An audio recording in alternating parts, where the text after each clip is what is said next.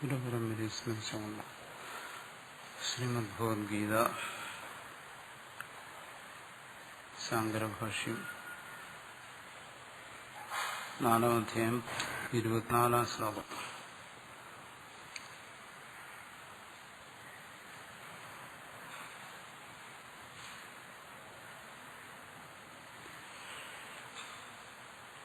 ഇവിടെ ബ്രഹ്മജ്ഞാനിയുടെ കർമ്മത്തെക്കുറിച്ച് പറയുകയാണ്. ലോകസംഗ്രഹത്തെ ആഗ്രഹിച്ച് ചെയ്യുന്ന കർമ്മങ്ങൾ അതെല്ലാം തന്നെ യജ്ഞമാണ്. ആ കർമ്മം പരമാർത്ഥത്തിൽ അകർമ്മമാണ്. അതാണ് പറഞ്ഞത്.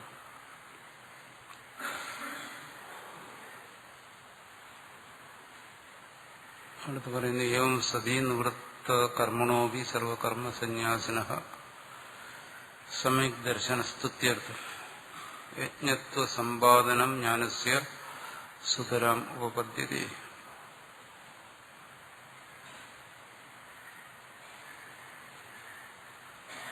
നിവൃത്ത കർമ്മണോപി സർവകർമ്മ സന്യാസിനഃ, സർവകർമ്മ സന്യാസിയായിരിക്കുന്നു, സർവകർമ്മങ്ങളും നിവർത്തിച്ചതുമായിരിക്കുന്നു. പരമാർത്ഥത്തിൽ കർമ്മങ്ങൾ ഇല്ലാതായിത്തീർന്ന ആ തത്വജ്ഞാനിയുടെ സമ്യക് ദർശന സ്തുത്യർത്ഥം, ആ ജ്ഞാനത്തിന്റെ മഹത്വത്തെ വാഴ്ത്താൻ വേണ്ടിയിട്ടാണ്. ഞാൻ അത്രയും ശ്രേഷ്ഠമാണ്.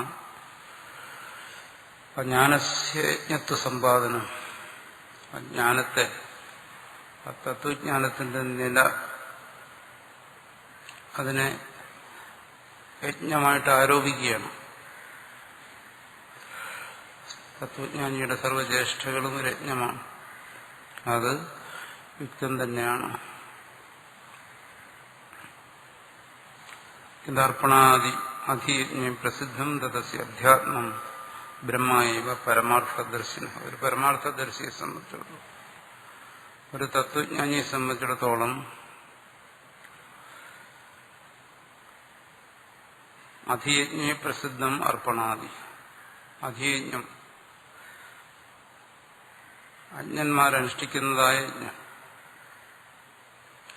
ആ യജ്ഞത്തിലെ ഓരോ കാര്യങ്ങളും, ഹവിസ്, യജ്ഞക്രിയ തുടങ്ങിയ ഓരോ കാര്യങ്ങളും അധ്യാത്മം ബ്രഹ്മയേവ, അത് സ്വസ്വരൂപമായ പരമാത്മാവ് തന്നെയാണ്. തത്വജ്ഞാനി ഒരു കർമ്മത്തെയും തന്നിൽ നിന്ന് അന്യമായി കാണുന്നില്ല.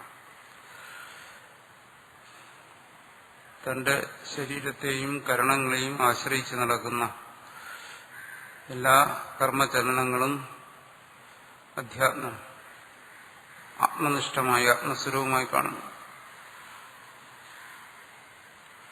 അന്യഥാ സർവസ്യ ബ്രഹ്മത്വ അർപ്പണാദീനാമേവ വിശേഷതോ ബ്രഹ്മത്വ അഭിധാനം അനർത്ഥകസ്യ. ഇവിടെ വിശേഷിച്ച് അർപ്പണാദിക്രിയകളെ ബ്രഹ്മമെന്നെന്തിനു പറഞ്ഞു? എല്ലാം ബ്രഹ്മമാണ്. പ്രത്യേകിച്ച് യജ്ഞത്തെ ബ്രഹ്മമെന്ന് പറയുന്നതുകൊണ്ട് വിശേഷിച്ച് നേട്ടമൊന്നുമില്ല. അങ്ങനെ പറയുന്നത് അനർത്ഥകമായി. അവിടെ പറഞ്ഞതിനൊരുദ്ദേശമുണ്ട്. എന്താണ്? തസ്മാത് ബ്രഹ്മൈവേദം സർവമിത്യഭിജാനതോ വിദുഷ സർവകർമാഭാവം. ബ്രഹ്മൈവേദം സർവം, ഇതം സർവം ബ്രഹ്മൈവ. ഈ സർവവും പരമാത്മസ്വരൂപമാണ് എന്ന് കാണുന്ന അഭിജാനത, അനുഭവിക്കുന്നവനായ വിദുഷ, അവനാണ് വിദ്വാൻ. അവന് സർവകർമാഭാവം. അവൻ ആത്മാവല്ലാതെ മറ്റൊന്നുമില്ല, മറ്റൊരു കർമ്മമില്ല, ആത്മഭിന്നമായി മറ്റൊരു കർമ്മമില്ല.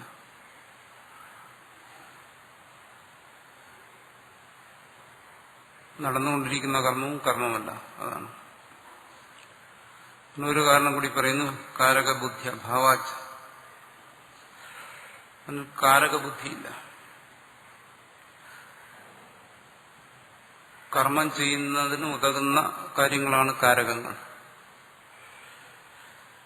അത് ശാസ്ത്രീയമായിട്ട് പറയും. കർത്താവ്, ചെയ്യുന്നവൻ, അതൊരു കാരകമാണെന്ന് പറയും. കർമ്മം അതൊരു കാരകമാണ്. അതായത് എന്താണോ അവിടെ അനുഷ്ഠിക്കപ്പെടുന്നത്, ആ പ്രവൃത്തി അതൊരു കാരകമാണ്. കരണം അത് മറ്റൊരു കാരകമാണ്. എന്തുകൊണ്ടാണോ കർമ്മങ്ങളെല്ലാം ചെയ്യുന്നത് കരണങ്ങളായി.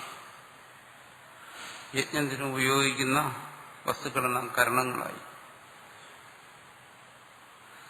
സമ്പ്രദാനം മറ്റൊരു കാരണമാണ്. ആർക്കു വേണ്ടിയാണോ കർമ്മങ്ങൾ അനുഷ്ഠിക്കപ്പെടുന്നത്, ഏത് ദേവതയെ ഉദ്ദേശിച്ചിട്ടാണോ അത്, ആ കർമ്മങ്ങളെല്ലാം എവിടെയാണോ ചെയ്യുന്നത് അത് അധികരണകാരകം. ഇങ്ങനെ കാരകങ്ങൾ ഉണ്ട്. കർത്താവ്, കർമ്മം, കരണം, സമ്പ്രദാനം, അധികരണം ആണ് കർമ്മത്തിൽ വരുന്ന മുഖ്യമായ കാരകങ്ങൾ. 5 അക്കാരക ബുദ്ധി. അങ്ങനെയൊരു ഭേദബുദ്ധി തത്വജ്ഞനില്ല. ഇത് മുഖ്യമായും വൈദിക കർമ്മങ്ങളെ സംബന്ധിച്ചാണ് ഈ കാരകഭേദം എന്ന് പറയുന്നത്. കർമ്മം ചെയ്യുന്നതിന് ഉപകരിക്കുന്നതായ അല്ലെങ്കിൽ കർമ്മത്തിന് ആധാരമായി നിൽക്കുന്നത്. അങ്ങനെ ഒരു ഭേദബുദ്ധി തത്വജ്ഞനില്ല. നഹി കാരകബുദ്ധിരഹിതം യജ്ഞാഖ്യം കർമ്മദൃഷ്ടം. കാരകബുദ്ധി ഇല്ലാതെ ഒരു യജ്ഞം നടത്തും. യജ്ഞത്തിന് നിർബന്ധമാണ്. ഒരു യാജ്ഞികൻ ആ യജ്ഞം പൂർത്തിയാക്കുന്നതിന് അത് വ്യക്തമായി അറിഞ്ഞിരിക്കണം യജ്ഞത്തിന് എന്തൊക്കെയാണ് കാരകങ്ങൾ, യജ്ഞത്തിന്റെ കർത്താവ് ആരാണ്, എന്താണ് അതിന്റെ കരണം, അവിടെ സമ്പ്രദാനമായിരിക്കുന്ന എന്താണ്, അധികരണം എന്താണ്, ഇത് വ്യക്തമായി അറിഞ്ഞിരിക്കണം. അതുകൊണ്ട് വൈദിക യജ്ഞത്തെ സംബന്ധിച്ചിടത്തോളം കാരകബോധം കൂടാതെ ഒരു യാജ്ഞികന് ഒരു യജ്ഞം നിർവഹിക്കാൻ കഴിയത്തില്ല. അതുകൊണ്ട് പറയുന്നു കാരകബുദ്ധിരഹിതം യജ്ഞാഖ്യം കർമ്മം. അങ്ങനെ ഒരു കർമ്മമേ ഇല്ല. അറിയാതെ ഒരാൾ യജ്ഞം ചെയ്യുക അത് സാധ്യമല്ല.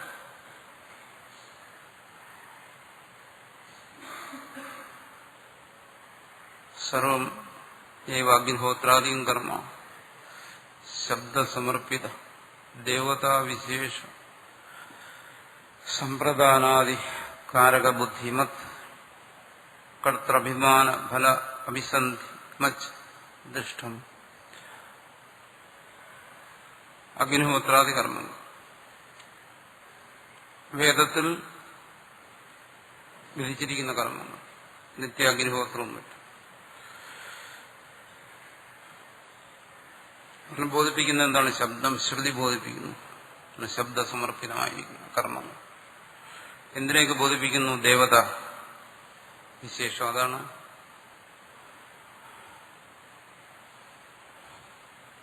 സമ്പ്രദാനം, ദേവതാവിശേഷ സമ്പ്രദാനം എന്ന് പറയുന്നത്. യസ്മൈ ദീയത, ആർക്കാണോ അത് നൽകുന്നത് അത് സമ്പ്രദാനം. അങ്ങനെയുള്ള ആ സമ്പ്രദാനത്തെ ബോധിപ്പിക്കുന്നു. അതിനറിയാതെ കർമ്മം ചെയ്യാനൊക്കത്തില്ല. ദേവതയെ ഉദ്ദേശിച്ച് ദ്രവ്യത്തെ ത്യജിക്കുന്നതാണ് കർമ്മം. ആ സമ്പ്രദാനം അത് അറിഞ്ഞിരിക്കണം. അതാണ് സമ്പ്രദാനാദി, അതാണ് മുഖ്യം. കാരകബുദ്ധിമത്. അപ്പോൾ ആ യാജ്ഞികൻ അറിയുന്നു ഈ യജ്ഞത്തിൽ ഇന്നതാണ് സമ്പ്രദാനം, ഇന്ന ദേവതയെ ഉദ്ദേശിച്ചിട്ടാണ് ഹവിസ് സമർപ്പിക്കേണ്ടത്. അങ്ങനെയുള്ള ബോധത്തോടു കൂടിയവനാണ് കർമ്മമനുഷ്ഠിക്കുന്നത്. കർത്തൃഭിമാനം, അയാൾക്ക് കർത്തൃത്വ അഭിമാനം വേണം. ഞാനിതായി പ്രവൃത്തി ചെയ്യുന്നു. ഫലാഭിസന്ധി, ഫലത്തിൽ അഭിമാനം വേണം. ഫലത്തോട് ബന്ധം സങ്കല്പിക്കണം. ഞാൻ കർമ്മം ചെയ്തു കഴിഞ്ഞാൽ ഇതിന്റെ ഫലത്തെ അനുഭവിക്കും. ഇവിടെയെല്ലാം അഭിമാനം വരുന്നു. ഇങ്ങനെയൊക്കെയാണ് ഒരു കർമ്മം നിലനിൽക്കുന്നത്. അപ്പൊ അഭിമാനത്തിന്റെ തലത്തിൽ, കാരകബോധത്തിന്റെ തലത്തിലാണ് ഒരു കർമ്മം നിൽക്കുന്നത്. ഉപമർദ്ദിത ക്രിയാകാരക ഫല ഭേദ ബുദ്ധിമത്. അങ്ങനെ ഒരു കർമ്മമില്ല. ക്രിയാബോധമില്ല, കാരകബോധമില്ല, ഫലബോധമില്ല. അങ്ങനെ ഒരു കർമ്മമില്ല. അങ്ങനെയൊരു കർമ്മം വേദത്തെ വിധിക്കുന്നില്ല. കർത്തൃത്വ അഭിമാന ഫല അഭിസന്ധിരഹിതം. ഫലാഭിമാനം കൂടാതെ, താൻ ചെയ്യുന്നവനാണെന്നുള്ള അഭിമാനം കൂടാതെ ഒരു കർമ്മം നിൽക്കത്തില്ല. ഈ പറയുന്നത് വൈദിക കർമ്മത്തെക്കുറിച്ചാണ്. ഇതെന്തോ ബ്രഹ്മബുദ്ധി ഉപമൃതിത അർപ്പണാദി കാരക ക്രിയാഫലഭേദബുദ്ധി കർമ്മ അതോ അകർമായിവത. തത്വജ്ഞനും കർമ്മം ചെയ്യാം. തത്വജ്ഞൻ വൈദിക കർമ്മം ചെയ്യാമോ? വൈദിക കർമ്മവും ചെയ്യാം. വസിഷ്ഠനും മറ്റും അങ്ങനെ വൈദിക കർമ്മം ചെയ്ത് പുരോഹിതന്മാരായി. അപ്പോൾ തത്വജ്ഞനും പുരോഹിതനാകാം. പൗരോഹിത്യ കർമ്മം ഉൾപ്പെടെയുള്ള ഏത് കർമ്മവും ചെയ്യാം. പക്ഷെ കർമ്മം വാസ്തവത്തിൽ എന്താണ്? അതോ അകർമ്മമായി അത് അകർമ്മമാണ്. തത്വജ്ഞൻ ലൗകിക കർമ്മങ്ങളെ ചെയ്യൂ എന്നുള്ളത്. ബ്രഹ്മബുദ്ധി ഉപമെടുത്ത അർപ്പണാദി കാരക ക്രിയാഫലഭേദബുദ്ധി. ബ്രഹ്മബുദ്ധി കൊണ്ട് വിനിഷ്ഠമായ ബോധത്തോടുകൂടിയവരാണ്. എങ്ങനെയുള്ള ബോധം? ഭേദബോധം. ബ്രഹ്മബുദ്ധി കൊണ്ട് ആ ഭേദബോധം നശിച്ചു. അർപ്പണാദി കാരക ക്രിയാഫലം. കാരകം, ക്രിയ, ഫലം. കർമ്മത്തിലെ ഏറ്റവും പ്രധാനപ്പെട്ട മൂന്നംശങ്ങളാണ്. കാരകം, കർമ്മം ചെയ്യാൻ ഉപകരിക്കുന്ന വസ്തുക്കളുണ്ട്. ക്രിയ, കർമാനുഷ്ഠാനം. ഫലം, കർമ്മത്തിൽ നിന്ന് ആ കർത്താവ് ആർജിക്കുന്നത്. ഇതെല്ലാം പരസ്പര ഭിന്നങ്ങളാണ്. ഈ ഭേദബോധം നശിച്ചു. അതുകൊണ്ട് തത്വജ്ഞന്റെ കർമ്മം, അയാൾ കർമ്മം അനുഷ്ഠിച്ചാലും അതാ കർമ്മം. തത്വജ്ഞൻ കർമ്മം അനുഷ്ഠിച്ചുകൊണ്ട് തന്നെ കർമ്മസന്യാസിയായിരിക്കും.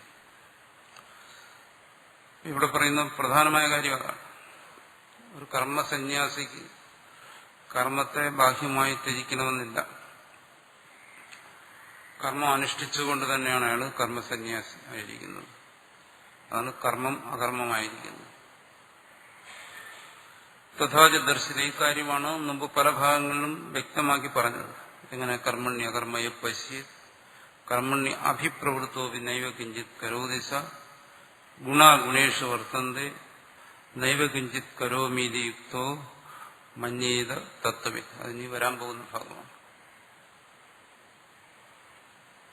ആ തത്വജ്ഞാനിയെ കുറിച്ച് പറയുകയാണ്. ആ തത്വജ്ഞാനി കർമ്മം ചെയ്തുകൊണ്ടിരിക്കെ തന്നെ അയാളെന്ത് വരുന്നു? നൈവ കിഞ്ചിത് കരോമി, ഞാനൊന്നും ചെയ്യുന്നില്ല, ഞാൻ ചെയ്യുന്നു എന്നുള്ള ഭാവം ഇല്ല. അഹം കിഞ്ചിത് ന കരോമി, ഞാനൊന്നും ചെയ്യുന്നില്ല എന്നാണ്. കർമ്മത്തിൽ അകർമ്മദർശിയായിരിക്കുന്നു. കർമ്മം ചെയ്തുകൊണ്ടിരിക്കുക തന്നെ താൻ ചെയ്യുന്നില്ല എന്നുള്ള ഭാവം അതുകൊണ്ട് ആ കർമ്മം കർമ്മമല്ല. അതുകൊണ്ട് തത്വജ്ഞാനിക്ക് ഏത് കർമ്മവും ചെയ്യാം. അതുകൊണ്ടാണ് അവിടെ വിധി നിഷേധങ്ങൾ ഇല്ല എന്ന് പറയുന്നത്. ഏത് കർമ്മമാണെങ്കിലും അവിടെ ചെയ്യാം. ഏതെങ്കിലും കർമ്മം ചെയ്യുന്നത് വിധിക്ക് വിധേയനായിട്ടല്ല. എന്തുകൊണ്ട്? വിധി കർമ്മത്തിനാണ്. തത്വജ്ഞാനിയുടെ കർമ്മം കർമ്മമല്ല. ഞാൻ ചെയ്യുന്നു എന്നുള്ള ഭാവം അവിടെയില്ല. അതുകൊണ്ട് അകർമ്മമായ അത് അകർമ്മം തന്നെയാണ്. തഥാച ദർശയൻ തത്ര തത്ര ക്രിയാകാരക ഫലഭേദബുദ്ധി ഉപമർദ്ദം കരോതി.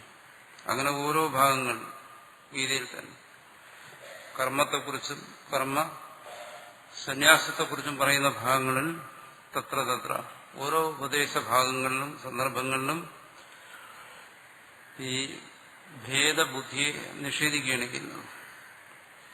തത്വജ്ഞാനിയുടെ കർമ്മം കർമ്മമല്ല, കർമ്മം അനുഷ്ഠിക്കുന്നവൻ തന്നെയാണ് കർമ്മസന്യാസി. ദുഷ്ടാച കാമ്യ അഗ്നിഹോത്രാദു കാമ ഉപമർദ്ദേന കാമ്യ അഗ്നിഹോത്രാദിഹാൻ. മുമ്പ് തുടക്കത്തിൽ ഇതിനെക്കുറിച്ച് ചർച്ച ചെയ്തതാണ്. അഗ്നിഹോത്രം, കാമ്യ അഗ്നിഹോത്രം, നിത്യാഗ്നിഹോത്രമല്ല. അഗ്നിഹോത്രം രണ്ടു തരത്തിലുണ്ട്. ഒന്ന് കാമ്യാഗ്നിഹോത്രവും നിത്യാഗ്നിഹോത്രവും. സ്വർഗഫലത്തെ ഉദ്ദേശിച്ച് ചെയ്യുന്നതാണ് കാമ്യാഗ്നിഹോത്രം. വലിയ ഒരുക്കങ്ങളൊക്കെ കൂട്ടി ചെയ്യുന്ന വലിയൊരു യാഗം. ആ സ്വർഗത്തെ ഉദ്ദേശിച്ച ഒരാൾ ചെയ്തു, അയാൾക്ക് ആ കർമ്മം തുടങ്ങുമ്പോൾ അയാൾക്ക് സ്വർഗകാമനയുണ്ടായി. പക്ഷെ കർമ്മത്തിലേക്ക് പ്രവർത്തിച്ചു കഴിഞ്ഞപ്പോൾ അയാൾക്ക് ആ സ്വർഗത്തോടുള്ള ഇച്ഛ നശിച്ചു. സ്വർഗം വേണമെന്നില്ല എന്നായി. എന്തെങ്കിലും കാരണവശാൽ, തത്വജ്ഞാനം കൊണ്ട് തന്നെ വേണമെന്നില്ല, ഏതെങ്കിലും കാരണവശാൽ അയാളുടെ സ്വർഗ ഇച്ഛ നഷ്ടപ്പെട്ടു കഴിഞ്ഞാൽ ആ കർമ്മം സ്വർഗഫലത്തെ കൊടുക്കുന്നില്ല. അതിന് പിന്നീട് കാമ്യാഗ്നിഹോത്രം എന്ന് പറയാൻ പറ്റത്തില്ല. കർമ്മത്തെ സംബന്ധിച്ചൊരു നിയമമുണ്ട്. എന്താണ്? കർമ്മം ആരംഭിച്ചു കഴിഞ്ഞു, കർമ്മത്തിനായി ദീക്ഷിതനായി കഴിഞ്ഞാൽ ആ കർമ്മം പൂർത്തിയാക്കും. അയാൾക്കിനി ആഗ്രഹം ഉണ്ടായാലും ഇല്ലെങ്കിലും, കാരണം ആരംഭിച്ചു. കർമ്മം പൂർത്തിയാക്കുന്നതുവരെ ചെയ്തേ തീരും. പക്ഷെ അയാൾക്ക് സ്വർഗത്തിന് താല്പര്യമില്ല, സ്വർഗം അയാൾ കാക്ഷിക്കുന്നില്ല. കർമ്മം പൂർത്തിയായേ തീരൂ. അയാൾ കർമ്മം പൂർത്തിയാക്കുന്നു. ആ ചെയ്യുന്ന കർമ്മം അയാൾക്ക് സ്വർഗഫലത്തെ കൊടുക്കുന്നില്ല. കാമ്യാഗ്നിഹോത്രം അല്ല. കാമ്യകർമ്മം തന്നെ കാമ്യകർമ്മം അല്ലാതായിത്തീർന്നു. ആഗ്രഹങ്ങൾ, ഫലത്തെ ആഗ്രഹിച്ചുകൊണ്ട് ചെയ്യുന്ന കർമ്മങ്ങളാണ് കാമ്യകർമ്മങ്ങൾ. എങ്കിൽ ഫലത്തെ ആഗ്രഹിച്ചുകൊണ്ട് ചെയ്യാം എന്ന് വേദത്തിൽ വിധിച്ചിരിക്കുന്ന കർമ്മങ്ങളെ വേർതിരിച്ച് കാമ്യകർമ്മങ്ങളെന്ന് പറയുകയാണ്. അത്തരം കാമ്യകർമ്മങ്ങൾ അല്ലാതായിത്തീരുന്നു എന്ന് മീമാംസ ദർശനത്തിൽ തന്നെ സമർത്ഥിച്ചിട്ടുണ്ട്. അതുകൊണ്ട് കർമ്മത്തെ അത് കർമ്മമാക്കി തീർക്കുന്നതിന് മുഖ്യമായിരിക്കുന്നത് അനുഷ്ഠിക്കുന്നവന്റെ കാമനകളാണ്. അനിർദിഷ്ടാച കാര്യശാസ്ത്രത്തിൽ ചർച്ച ചെയ്യപ്പെട്ടിട്ടുണ്ട്. കാമ്യ അഗ്നിഹോത്രാതു, കാമ്യ അഗ്നിഹോത്രം പോലെയുള്ള കാമ്യകർമ്മങ്ങൾ.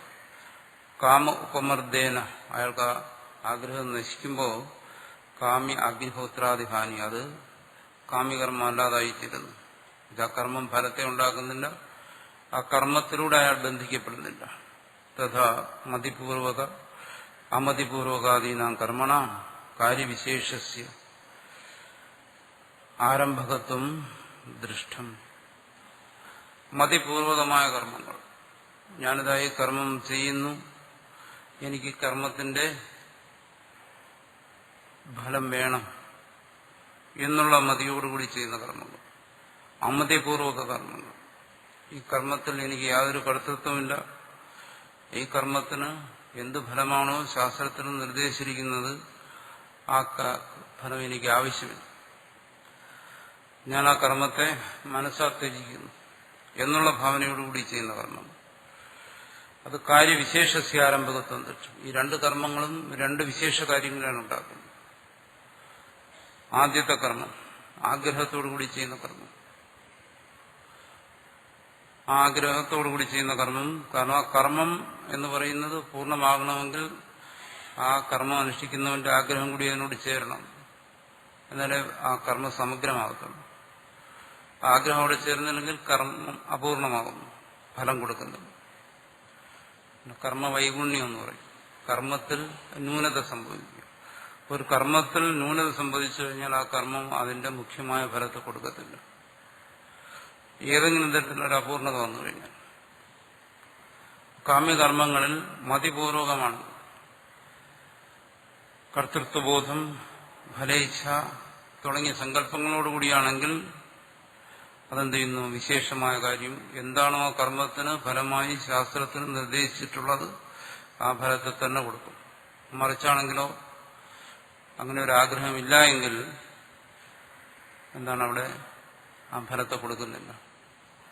ആ കർമ്മം ശാസ്ത്രപ്രമാണം അനുസരിച്ച് അത് നിഷ്ഫലമായി തീരുന്നു. ആ കർമ്മത്തിൽ നിന്ന് കിട്ടുന്ന ഫലം എന്തായിരിക്കും? ചിത്തശുദ്ധി, മനഃശുദ്ധി അതുണ്ടാകാം. അതാണ് കാര്യവിശേഷസ്യ ആരംഭകത്വം ദൃഷ്ടം എന്നർത്ഥം. തഥാ ഇഹാവി ബ്രഹ്മബുദ്ധി ഉപമൃതിത അർപ്പണാദി കാരകക്രിയാഫലഭേദബുദ്ധേ ബാഹ്യചേഷ്ടാമാത്രേണ കർമാഭി വിദുഷോ അകർമ്മ സമ്പദ്ധ്യതേ. അതുകൊണ്ട് ഇഹാവി,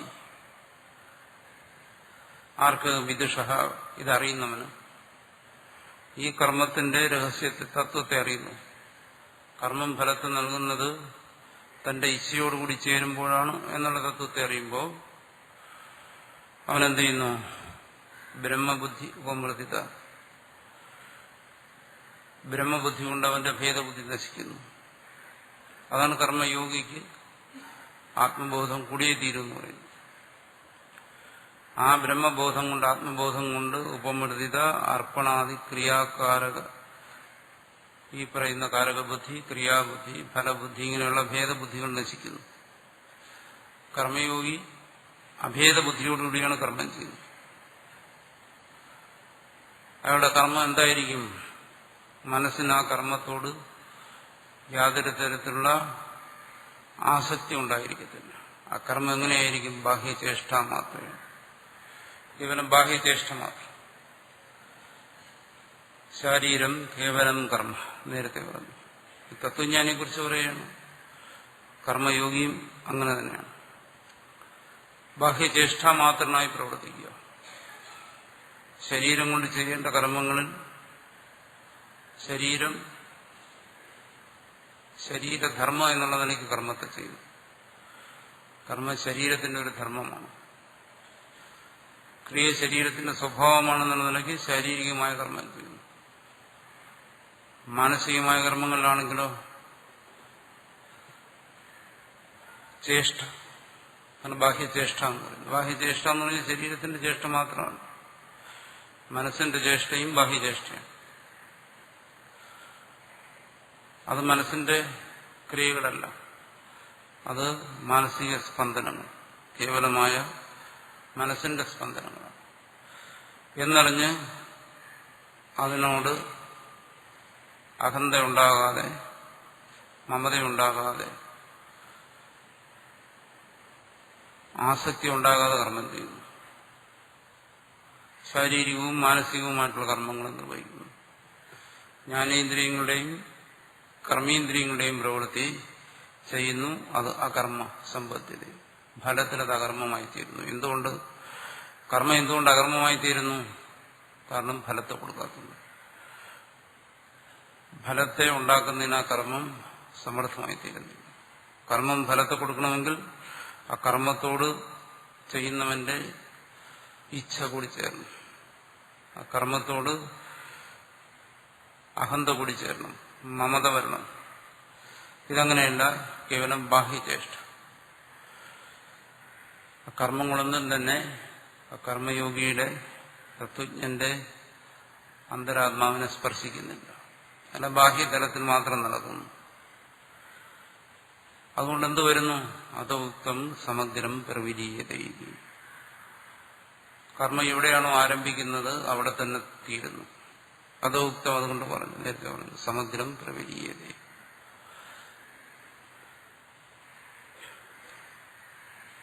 പ്രവിലീയതേ, അത് പൂർണ്ണമായും ആ കർമ്മം നശിക്കുന്നു. സാധാരണ കർമ്മങ്ങളാണെങ്കിലോ അത് ഒരു ആരംഭിച്ചു കഴിഞ്ഞാൽ അത് അനന്തമായി തുടർന്നുകൊണ്ടിരിക്കുകയാണ്. ആ കർമ്മം തന്നെ പുതിയ കർമ്മത്തിന് പ്രേരണ നൽകിക്കൊണ്ട് അനന്ത ജന്മങ്ങളിൽ തുടരും. പക്ഷെ ഒരു കർമ്മയോഗിയുടെ കർമ്മമോ ആ കർമ്മത്തിന് ഗതിയില്ല. നേരത്തെ പറഞ്ഞ ഗഹന കർമ്മണോ ഗതി. കർമ്മത്തിന് ഗതിയില്ല, കർമ്മത്തിന് സഞ്ചാരമില്ല. എന്ന് വെച്ചാൽ കർമ്മയോഗിയുടെ കർമ്മം ആ കർമ്മം അനുഷ്ഠിക്കുന്ന ക്ഷണത്തിലേ ഉള്ളൂ, അടുത്ത ക്ഷണത്തിലില്ല. അജ്ഞന്റെ കർമ്മമാണെങ്കിലോ അനന്തകാലം, അതായത് യുഗങ്ങളോട് ആ കർമ്മം അവനോടൊപ്പം കാണും, തുടർന്നുകൊണ്ടേയിരിക്കും.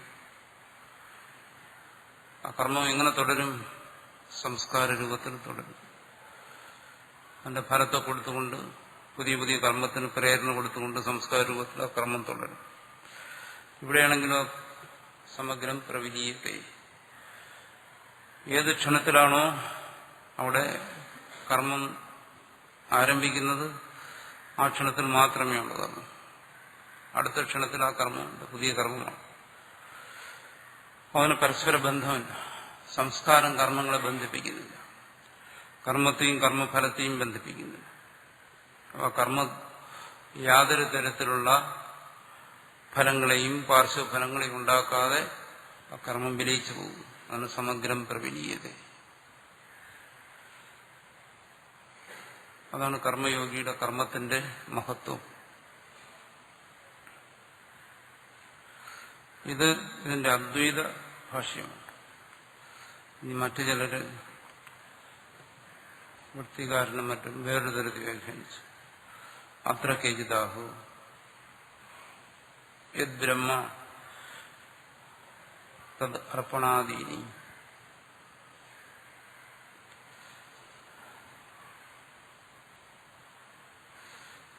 അങ്ങനെ വ്യാഖ്യാനിക്കുന്നു. രണ്ടും തമ്മിൽ വ്യത്യാസമുണ്ട്. ബ്രഹ്മൈവ കില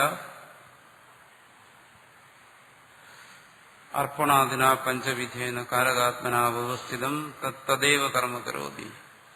തദ്ദേവ കർമ്മ കരോതി. ആ ബ്രഹ്മം തന്നെ അർപ്പണാദി രൂപത്തിൽ നിന്നുകൊണ്ട്, നേരത്തെ പറഞ്ഞല്ലോ, കർത്താവ്, കരണം, സമ്പ്രദാനം, അധികരണം, ഈ രൂപത്തിൽ നിന്നുകൊണ്ട് അർപ്പണാദിന പഞ്ചവിധേന, പഞ്ചകാരകങ്ങളായി, കാരകാത്മന വ്യവസ്ഥിതം, വേർതിരിഞ്ഞ് ഭിന്നങ്ങളായി നിന്നുകൊണ്ട് തദ്ദേവ കർമ്മ കരോതി. ആ ബ്രഹ്മം തന്നെ കർമ്മം ചെയ്യും. ബ്രഹ്മം തന്നെ അർപ്പണാദി രൂപത്തിൽ നിന്നുകൊണ്ട് ബ്രഹ്മം കർമ്മം ചെയ്യുന്നു. തത്ര അർപ്പണാദി ബുദ്ധിർ നിവർത്തിയതേ.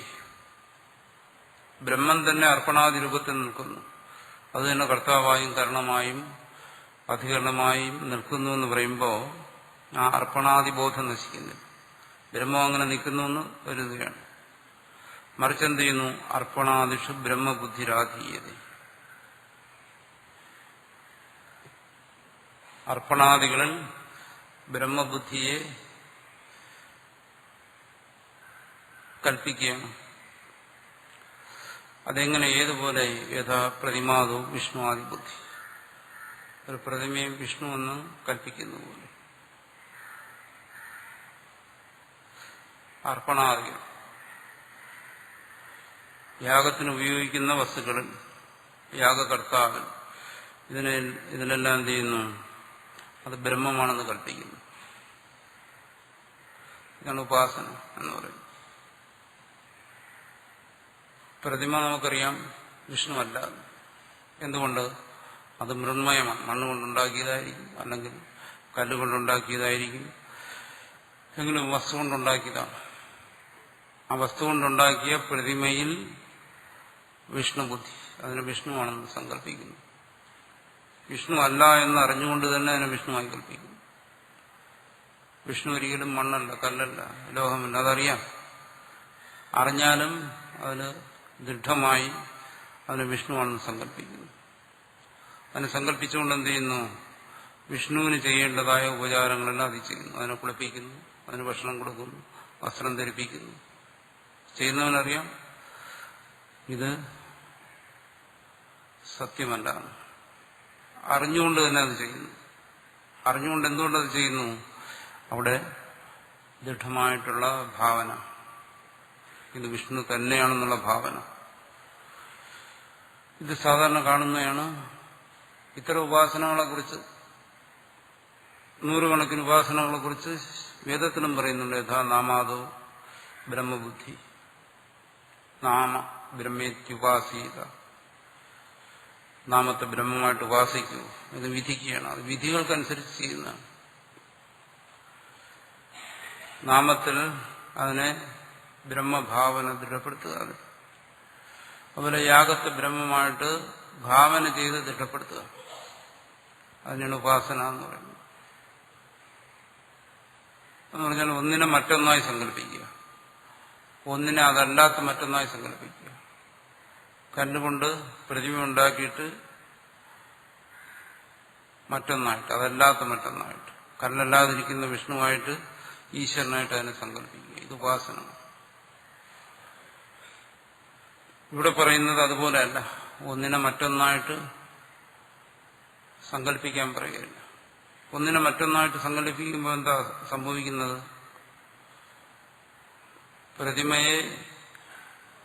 പ്രതിമയെ തന്നെ വിഷ്ണുവായിട്ട് സങ്കല്പിക്കാൻ പറയുകയാണ്. അങ്ങനെ സങ്കല്പിക്കുമ്പോൾ ഒരു ബുദ്ധിയിൽ മറ്റൊരു ബുദ്ധി വയ്ക്കുകയാണ്. കല്ലിൽ വിഷ്ണു എന്ന് പറയുകയാണ്. എന്ന് പറയുമ്പോൾ ആ കല്ല് എന്നുള്ള ആ ബോധത്തെ അവിടെ നിഷേധിക്കുന്നില്ല. മറിച്ച് അതിനാദ്യം അംഗീകരിക്കുന്നു, ഇത് കല്ലാണ്. എന്നിട്ട് അതിൽ അത് വിഷ്ണുവാണെന്നുള്ള ഒരു ബോധത്തെ കൊണ്ടുവരികയാണ്. അപ്പോൾ കല്ലിനെ വിഷ്ണുവായി കാണുന്നവന് എന്നെ സംബന്ധിച്ചിടത്തോളം അവനിൽ ഒന്നിനെ മറ്റൊന്നായി കാണുകയാണ്. അടിസ്ഥാനപരമായി അവന്റെ ഉള്ളിൽ നിന്ന് അത് കല്ലാണെന്നുള്ള ബോധം പോകത്തില്ല. അബോധം പോകത്തില്ല. അങ്ങനെ ആ കല്ലിൽ തട്ടി കൈമുറിഞ്ഞു കഴിഞ്ഞാൽ അവൻ പറയും വിഷ്ണുവിന് തട്ടി കൈമുറിഞ്ഞെന്ന് പറയും. അവിടെ തട്ടിമുറിയുന്നത് കാരണം ആ ബോധം അവന് പോകുന്നില്ല. എന്തുകൊണ്ടത്? അടിസ്ഥാനപരമായ കല്ലെന്നുള്ള ബോധം അവിടെ ഇരിക്കുകയാണ്. അതിനെ അവൻ ഭാവന ചെയ്ത് അവന്റെ മനസ്സിൽ വിഷ്ണു എന്നുള്ള ബോധം കൂടി കൂടുതലായി വന്നു എന്നേ ഉള്ളൂ. അടിസ്ഥാനപരമായിരുന്ന ബോധം നശിച്ചില്ല. കല്ലെന്നുള്ള ബോധം നശിച്ചിട്ടവിടെ വിഷ്ണു എന്നുള്ള ബോധം മാത്രം നിൽക്കുന്നില്ല. അങ്ങനെ വന്നു കഴിഞ്ഞാൽ വിഷ്ണു എന്നുള്ള ബോധം മാത്രം വന്നു കഴിഞ്ഞാൽ പിന്നെ കല്ലിനെ കുളിപ്പിക്കാൻ ഒക്കത്തില്ല, കല്ലിന് ഭക്ഷണം കൊടുക്കാൻ ഒക്കത്തില്ല, അതിന് വസ്ത്രം ധരിപ്പിക്കാൻ ഒക്കത്തില്ല, അതിന് പൂജകളും മറ്റും നിർവഹിക്കാൻ ഒക്കാതെ വരും. അതുകൊണ്ട് എന്ത് ചെയ്യുന്നു?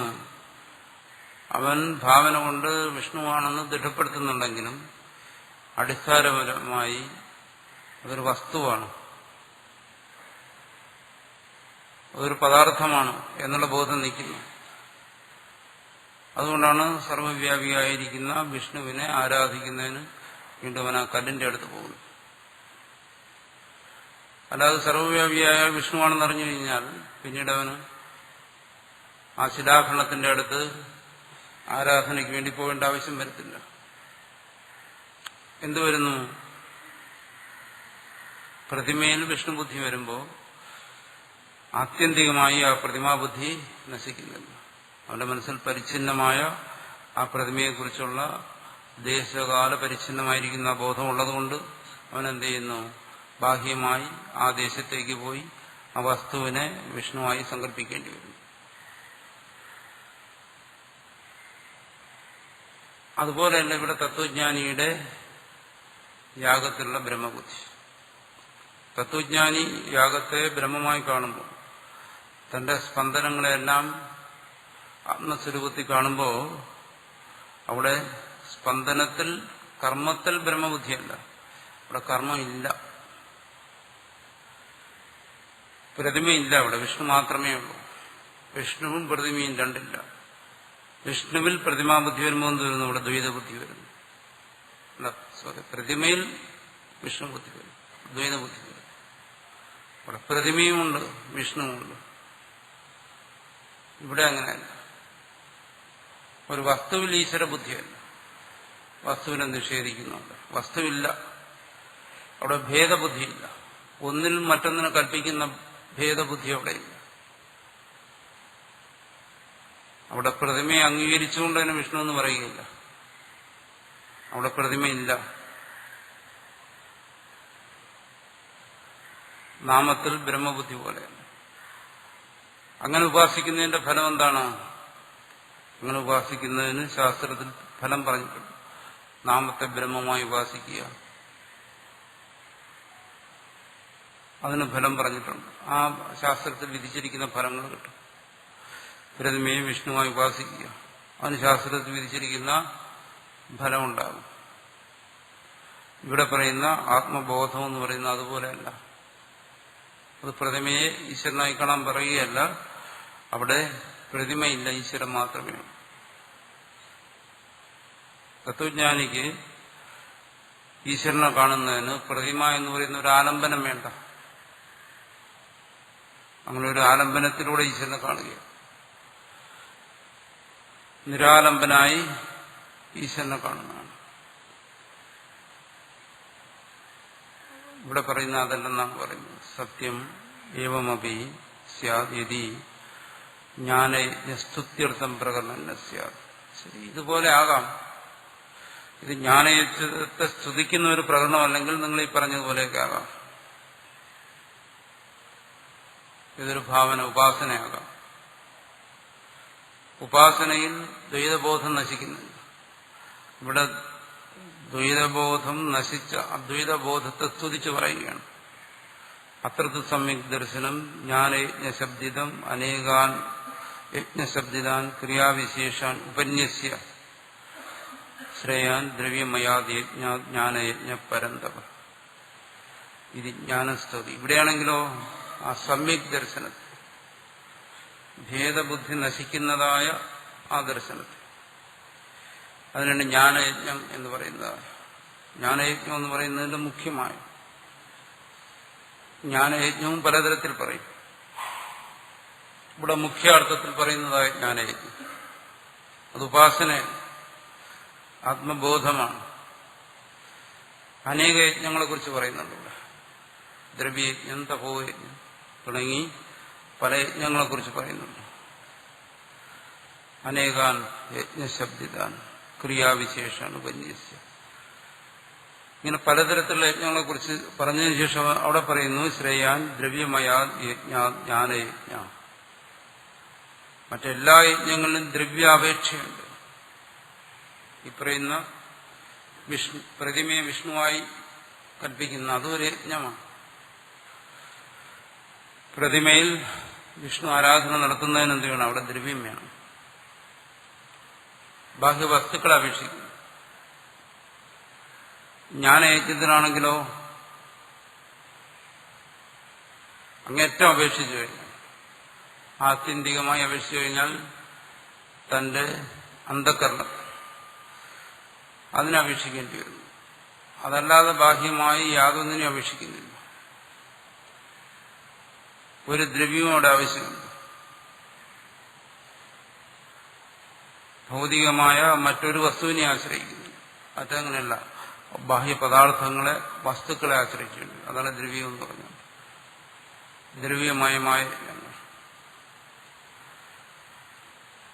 ബാഹ്യമായുള്ള പഞ്ചഭൂതങ്ങളെ അവിടെ ആശ്രയിക്കേണ്ടി വരും. ഇവിടെ ജ്ഞാനയജ്ഞത്തിന് അങ്ങനെയുള്ള യാതൊരു പദാർത്ഥങ്ങളെയും വസ്തുക്കളെയും ആശ്രയിക്കേണ്ടി വരുന്നില്ല. അതുകൊണ്ട് പറഞ്ഞു എന്താണ്?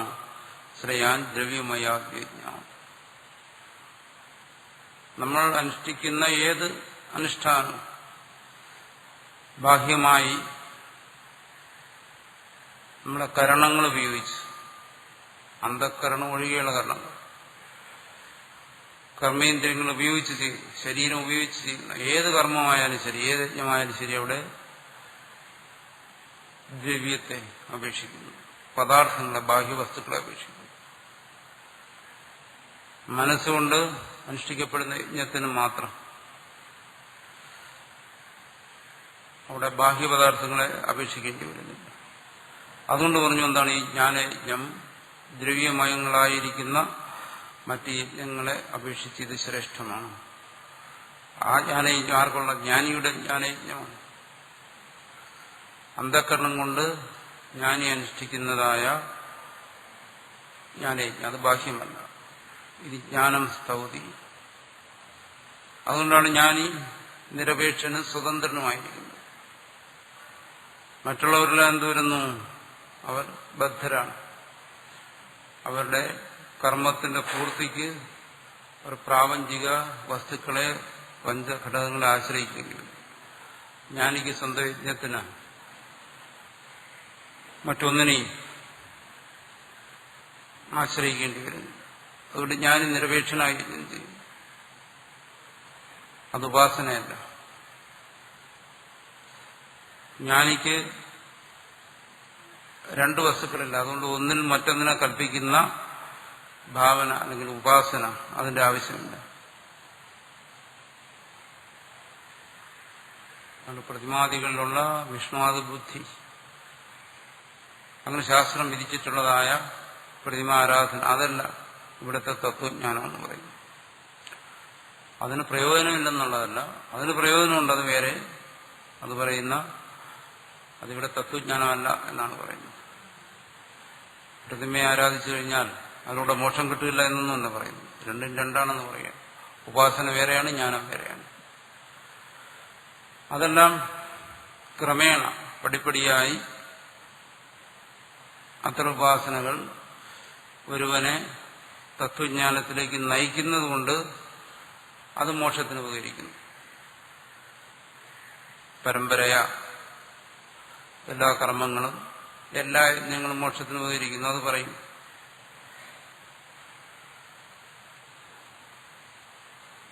യജ്ഞക്ഷപിത കൽമഷാഹ, കൽമഷനാശത്തിന് ഉപകരിക്കുന്നവയാണ് ഇതെല്ലാം, ഈ ഉപാസനകളെല്ലാം. അതുകൊണ്ടാണ് ശാസ്ത്രത്തിൽ വിധിച്ചത്. അല്ലെങ്കിൽ അത് ഈശ്വരാനുഗ്രഹത്തിന് ഉപകരിക്കുന്നവയാണ്, ചിത്തപ്രസാദത്തിന് ഉപകരിക്കുന്നവയാണ്. ആ രീതിയിൽ ഈ എല്ലാ യജ്ഞങ്ങളും ഉപാസനകളും സാർത്ഥകങ്ങളാണ്. അതിന്റെ പ്രയോജനം എന്തെന്നുള്ളതിനെ കുറിച്ചല്ല ഇവിടെ പറയുന്നത്. രണ്ടും തമ്മിലുള്ള വ്യത്യാസത്തെ കാണിക്കുകയാണ്. ഇത് ഉപാസനയല്ല ഇവിടെ പറയുന്നത്. ഒന്നിനെ മറ്റൊന്നായി കൽപ്പിക്കാൻ പറയുക.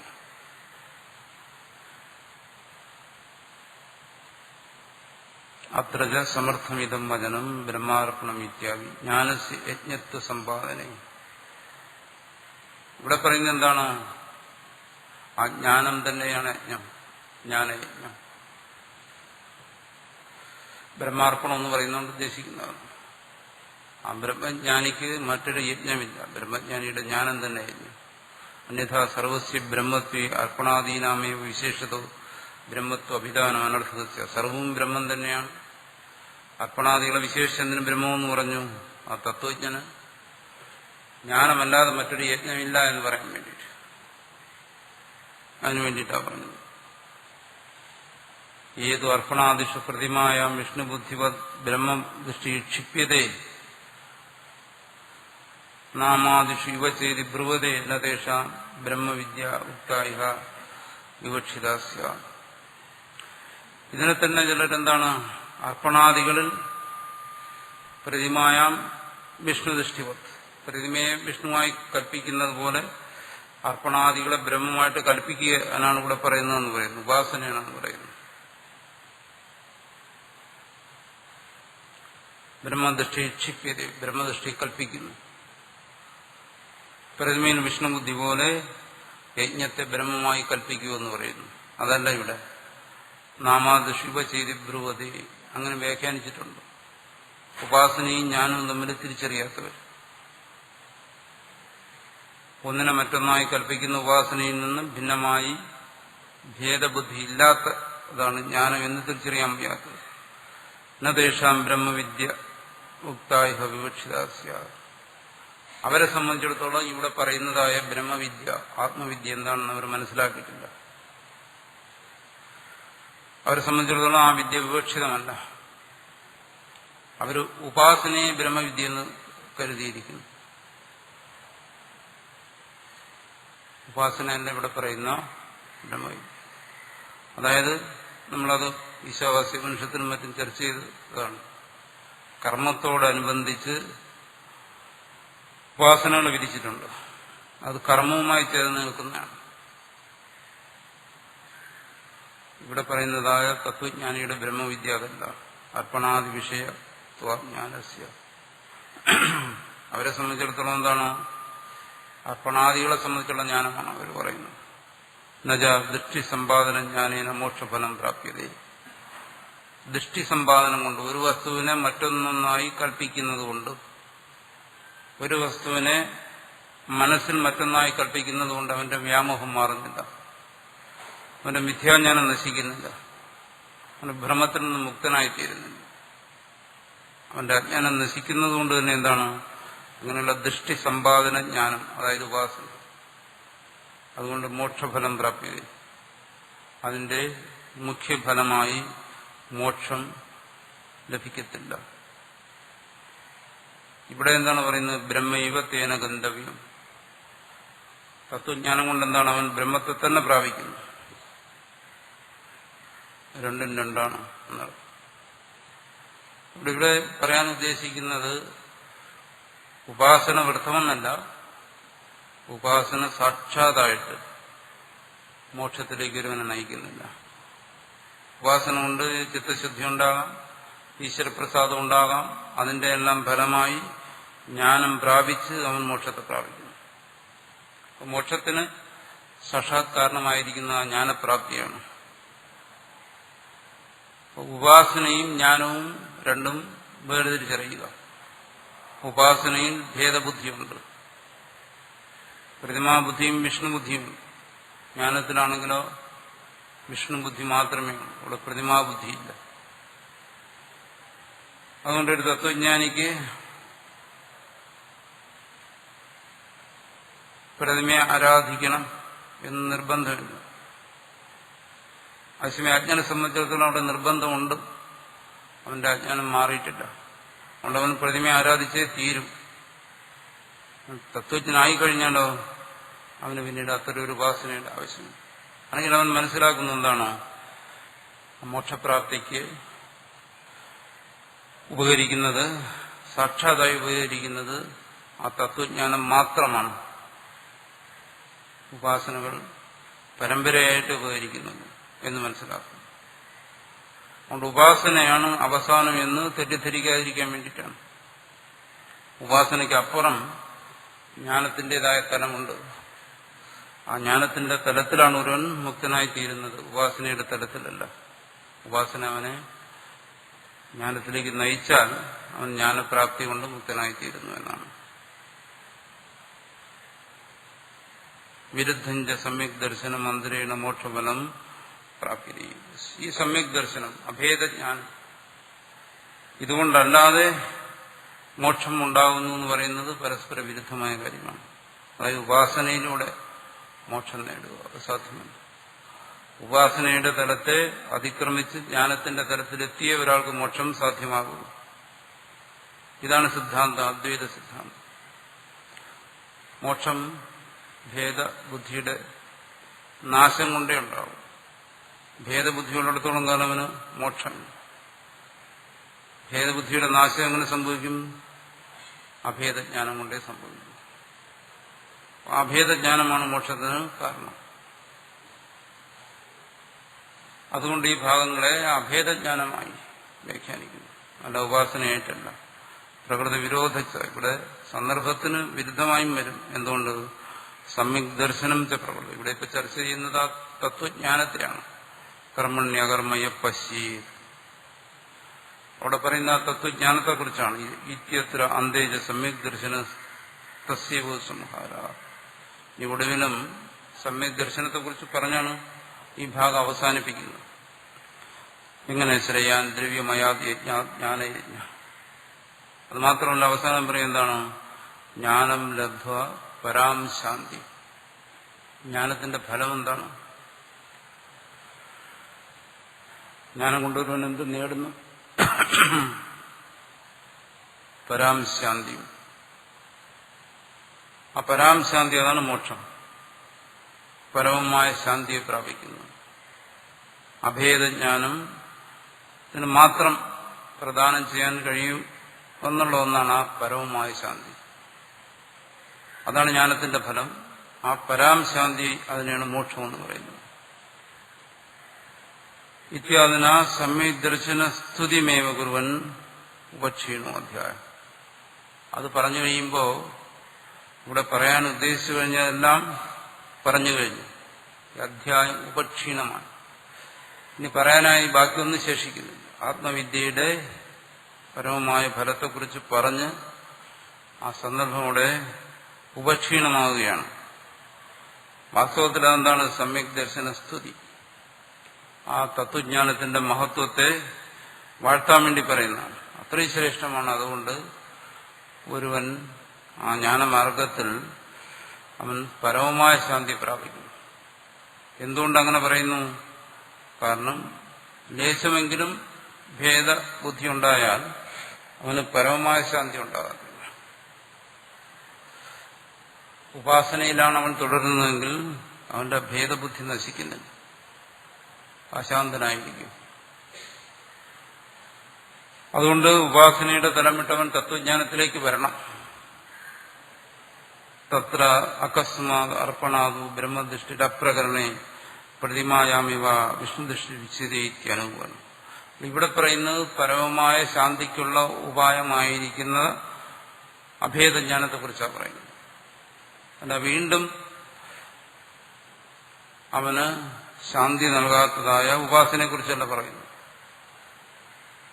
അങ്ങനെ ഒരു വിഷയത്തെക്കുറിച്ച് ചർച്ച ചെയ്യുന്നതിന്റെ ഇടയ്ക്ക് പ്രത്യേകിച്ച് കാരണമൊന്നും കൂടാതെ അർപ്പണാതു ബ്രഹ്മദൃഷ്ടി, വീണ്ടും അവനെ പ്രതിമയെ വിഷ്ണുവാണെന്ന് പഠിപ്പിക്കുക.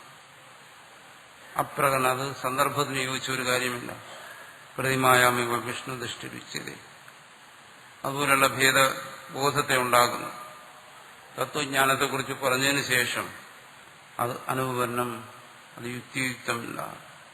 തസ്മാത്, അതുകൊണ്ടെന്താണ് ഈ സന്ദർഭത്തിൽ ചർച്ച ചെയ്യുന്നത്? യഥാർത്ഥമായ തത്വജ്ഞാനത്തെക്കുറിച്ചാണ്. ആ ജീവന്റെ ഭേദബോധത്തെയെല്ലാം നശിപ്പിച്ച് അവന് പരമമായ ശാന്തിയെ നൽകുന്നു. അതിനൊന്നിനു മാത്രമേ അതിന് കഴിയത്തുള്ളൂ. കർമ്മം കൊണ്ടോ മറ്റ് ജ്ഞാനയജ്ഞം അല്ലാതെയുള്ള യജ്ഞങ്ങളുണ്ടോ അവനൊരിക്കലും ആ പരമമായ ശാന്തിയെ പ്രാപിക്കാൻ സാധ്യമല്ല. അതുകൊണ്ട് ഏതൊന്നുകൊണ്ടാണോ ഒരുവന് പരമമായ ശാന്തി കിട്ടുന്നത് അങ്ങനെയുള്ളതായ അഭേദജ്ഞാനം, അതാണ് ഇവിടെ പറയുന്ന തത്വജ്ഞാനം. തസ്മാത് യഥാ വ്യാഖ്യാത അർത്ഥയവായ ശ്ലോകം. ഈ ശ്ലോകത്തിന്റെ അർത്ഥത്തെ താൻ എങ്ങനെയാണോ വിശദീകരിച്ചത് അതുപോലെ തന്നെ മനസ്സിലാക്കും. ഒരിക്കലും അതിനെ ഉപാസനയുമായി ബന്ധപ്പെടുത്തി പ്രഥമേന വിഷ്ണുദൃഷ്ടി എന്ന് പറയുന്നത് പോലെ അർപ്പണാദികളിൽ ബ്രഹ്മബുദ്ധി, ഒരു യജ്ഞത്തെ ബ്രഹ്മമായി കൽപ്പിക്കുക എന്നല്ല അവിടെ പറയുന്നു. ഇവിടെ യജ്ഞമില്ല, ബ്രഹ്മം മാത്രമേ ഉള്ളൂ എന്നാണ് പറയുന്നതിന്റെ താല്പര്യം. മറ്റിടത്ത് യജ്ഞത്തെയും അംഗീകരിക്കുന്നു, ബ്രഹ്മത്തെ അംഗീകരിക്കുന്നു. ഇവിടെ യജ്ഞത്തെ നിഷേധിക്കുന്നു, ബ്രഹ്മത്തെ മാത്രം അംഗീകരിക്കുന്നു. അതാണ് തത്വജ്ഞാനം, അതാണ് മോക്ഷത്തിന് ഉപകരിക്കുന്ന ആത്മവിദ്യ. അതാണ് ഈ ശ്ലോകത്തിൽ താൻ വ്യാഖ്യാനിച്ചത്. അത് തന്നെയാണ് ഈ ശ്ലോകത്തിന്റെ താല്പര്യം. മറ്റൊന്നും ഇവിടെ കൊണ്ടുവരരുതെന്നാണ് എന്ന് പറഞ്ഞത് അവസാനിപ്പിക്കുകയാണ്.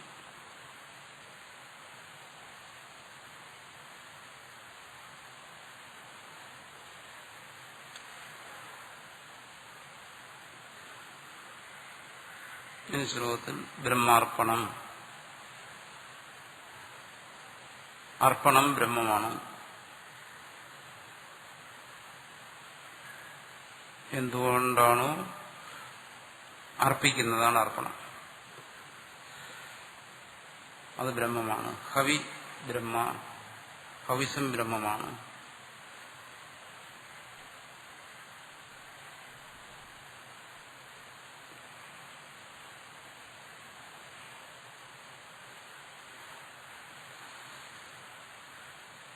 ബ്രഹ്മാഗ്നവും, അഗ്നി ബ്രഹ്മമാണ്. ഹുതം ബ്രഹ്മ,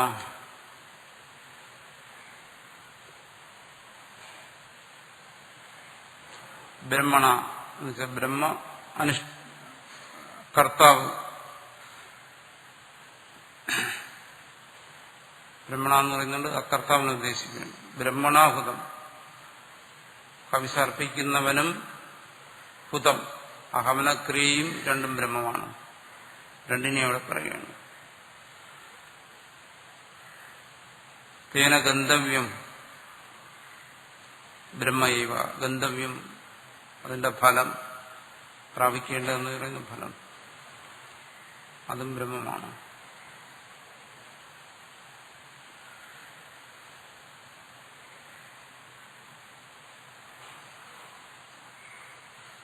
അവിടെ പറയുന്നു ബ്രഹ്മകർമ്മ സമാധിന തേന ഗന്ധവ്യം ബ്രഹ്മൈവ. ഒരുമിച്ച് ബ്രഹ്മമാകുന്ന കർമ്മം,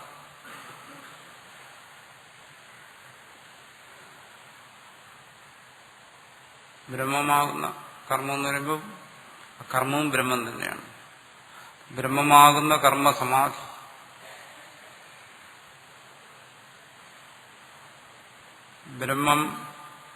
കർമ്മം ബ്രഹ്മം തന്നെയാണ് എന്നുള്ള സമാധി ബോധം, അതുകൊണ്ട് ഗന്ധവ്യം പ്രാപിക്കേണ്ടതായ ഫലം, അതും ബ്രഹ്മം തന്നെയാണ്. ബ്രഹ്മൈവ, ബ്രഹ്മം തന്നെയാണ്.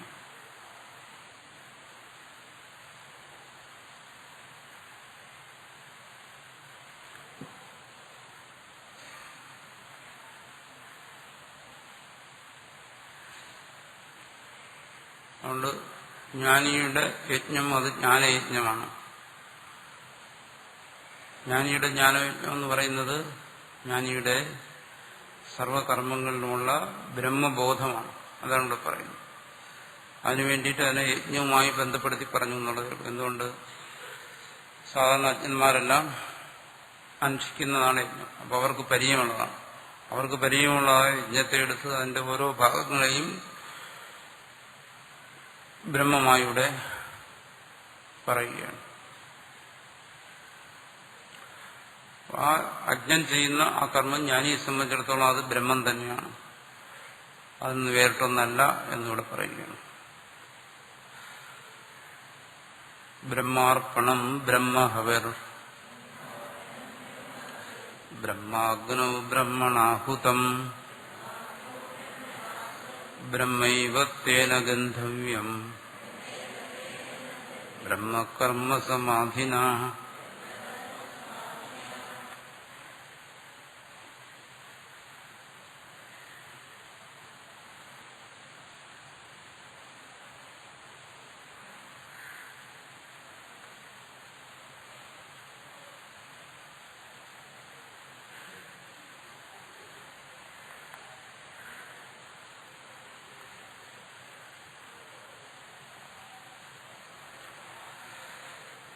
ദൈവം ഏവാപരേ യജ്ഞം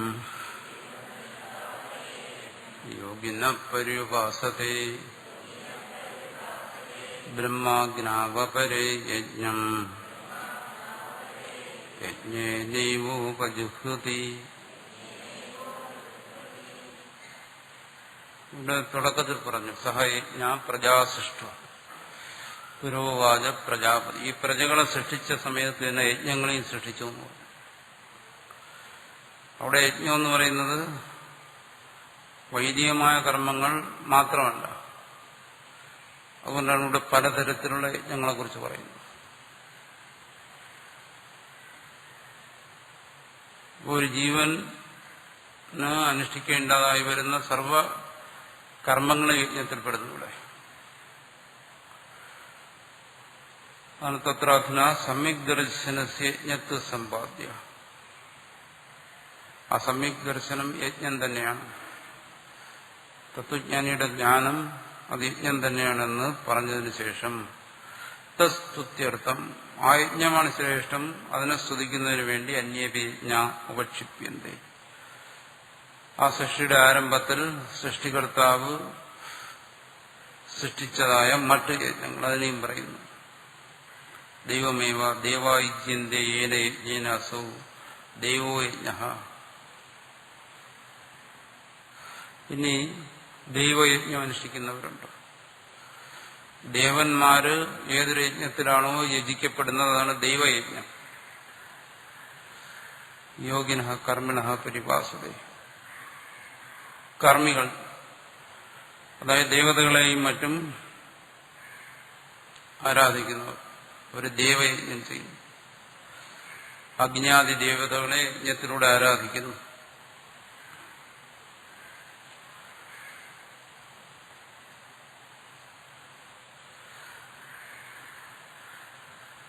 എന്നാണ് ഭാഷ്യകാരൻ വ്യാഖ്യാനിച്ചിരിക്കുന്നത്. ദേവന്മാരെന്ന് പറഞ്ഞാൽ ഇന്ദ്രിയങ്ങളെന്നും അർത്ഥമുണ്ട്.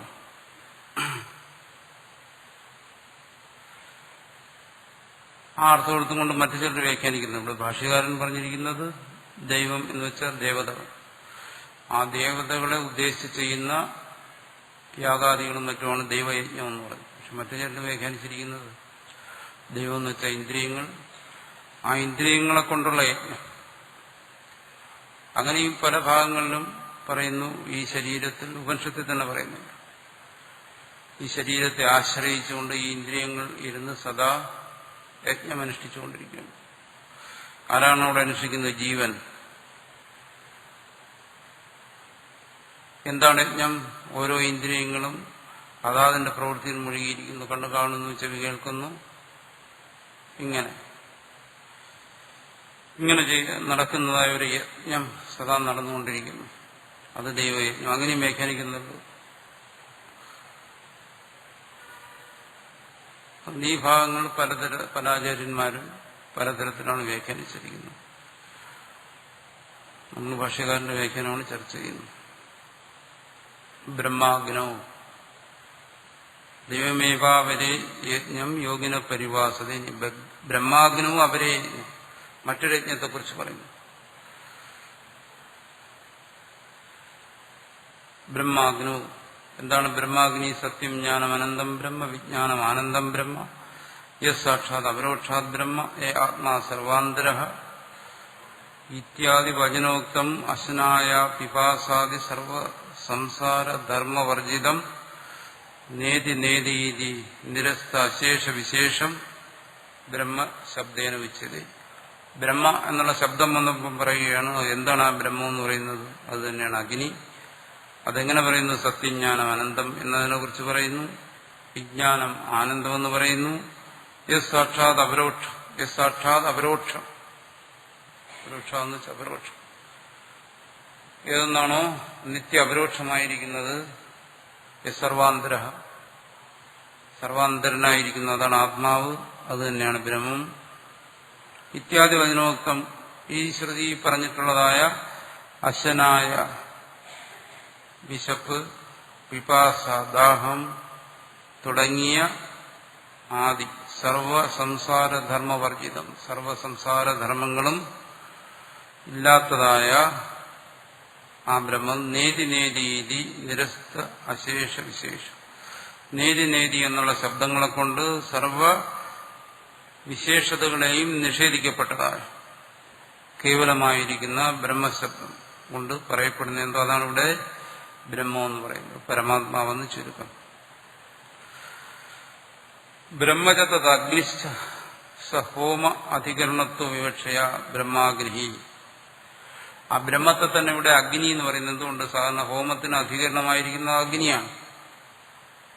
അധികരണം എന്ന് പറയുമ്പോൾ ഹവിസ് അതിലേക്ക് അർപ്പിക്കുകയാണ്, ഹവിസിനെ സ്വീകരിക്കുന്നത് അഗ്നിയാണ്. അതുപോലെ ഇവിടെ ബ്രഹ്മം തന്നെയാണ് ഇവിടെ അഗ്നിയായിരിക്കുന്നത്. തസ്മിൻ ബ്രഹ്മാഗ്നോ അപരേ അന്യേ ബ്രഹ്മവിദോ യജ്ഞം യജ്ഞശബ്ദവാച്യ. അവിടെ എന്ത് ചെയ്യുന്നു? ബ്രഹ്മാഗ്നേ അപരേ യജ്ഞം യജ്ഞേന ഉപജുഹ്വതി എന്നാണ്. യജ്ഞം യജ്ഞേന അത് വ്യാഖ്യാനിക്കുന്നു യജ്ഞശബ്ദവച്ച്. ആത്മനാമസു യജ്ഞശബ്ദസ്യ പാഠ. നിരുക്തത്തിൽ ആത്മശബ്ദത്തിന്റെ പര്യായങ്ങൾ പറയുമ്പോൾ അവിടെ യജ്ഞമെന്നൂടെ പറയുന്നുണ്ട്. യജ്ഞശബ്ദത്തിന് ആത്മാവെന്നും അർത്ഥമുണ്ട്. നേരത്തെ പറഞ്ഞു യജ്ഞോ വൈ വിഷ്ണു, യജ്ഞശബ്ദത്തിന് വിഷ്ണു എന്നർത്ഥമുണ്ട്, പരമാത്മാവെന്നുണ്ട്. അതുകൊണ്ട് ഇവിടെ യജ്ഞം എന്ന് പറഞ്ഞാൽ ആത്മാവെന്നെടുക്കണം. തമാത്മാനം യജ്ഞം, അതുകൊണ്ട് യജ്ഞം എന്ന് പറഞ്ഞാൽ ആത്മാവിനെയും എടുക്കണം.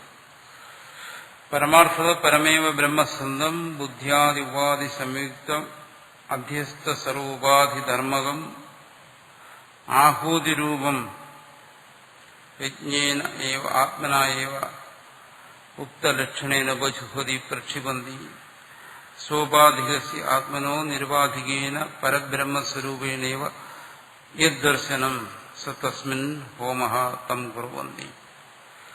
യജ്ഞത്തെ യജ്ഞേന ഉപജുഹതി, യജ്ഞത്തെ യജ്ഞം കൊണ്ട് ഹോമിക്കുന്നു എന്ന് പറഞ്ഞു. ആത്മാവിനെ യജ്ഞം കൊണ്ട് ഹോമിക്കുന്നു എന്ന് പറയുന്നു. അതോടെ വിശേഷിക്കും ആത്മാനം യജ്ഞം. പരമാർത്ഥ പരമേവ ബ്രഹ്മസന്ധം, ആത്മാവാണ്, അതാണ് ഇവിടുത്തെ യജ്ഞം. പരമാർത്ഥത്തിൽ അത് പരബ്രഹ്മമാണ്. അതെന്ത് ചെയ്തിരിക്കുന്നു? ബുദ്ധിയാദിപാധി സംയുക്തം, ബുദ്ധി തുടങ്ങിയ ഉപാധികളോടുകൂടിയിരിക്കുന്നു ആ പരമാത്മാവ് തന്നെ. ഒരു ജീവനിൽ സദാ നടന്നുകൊണ്ടിരിക്കുന്ന യജ്ഞത്തെക്കുറിച്ച് പറയുക. ആ ജീവന്റെ സ്വരൂപമായിരിക്കുന്നത് പരമാത്മാവ് തന്നെയാണ്. അതിനെങ്ങനെ ജീവഭാവം വന്നു?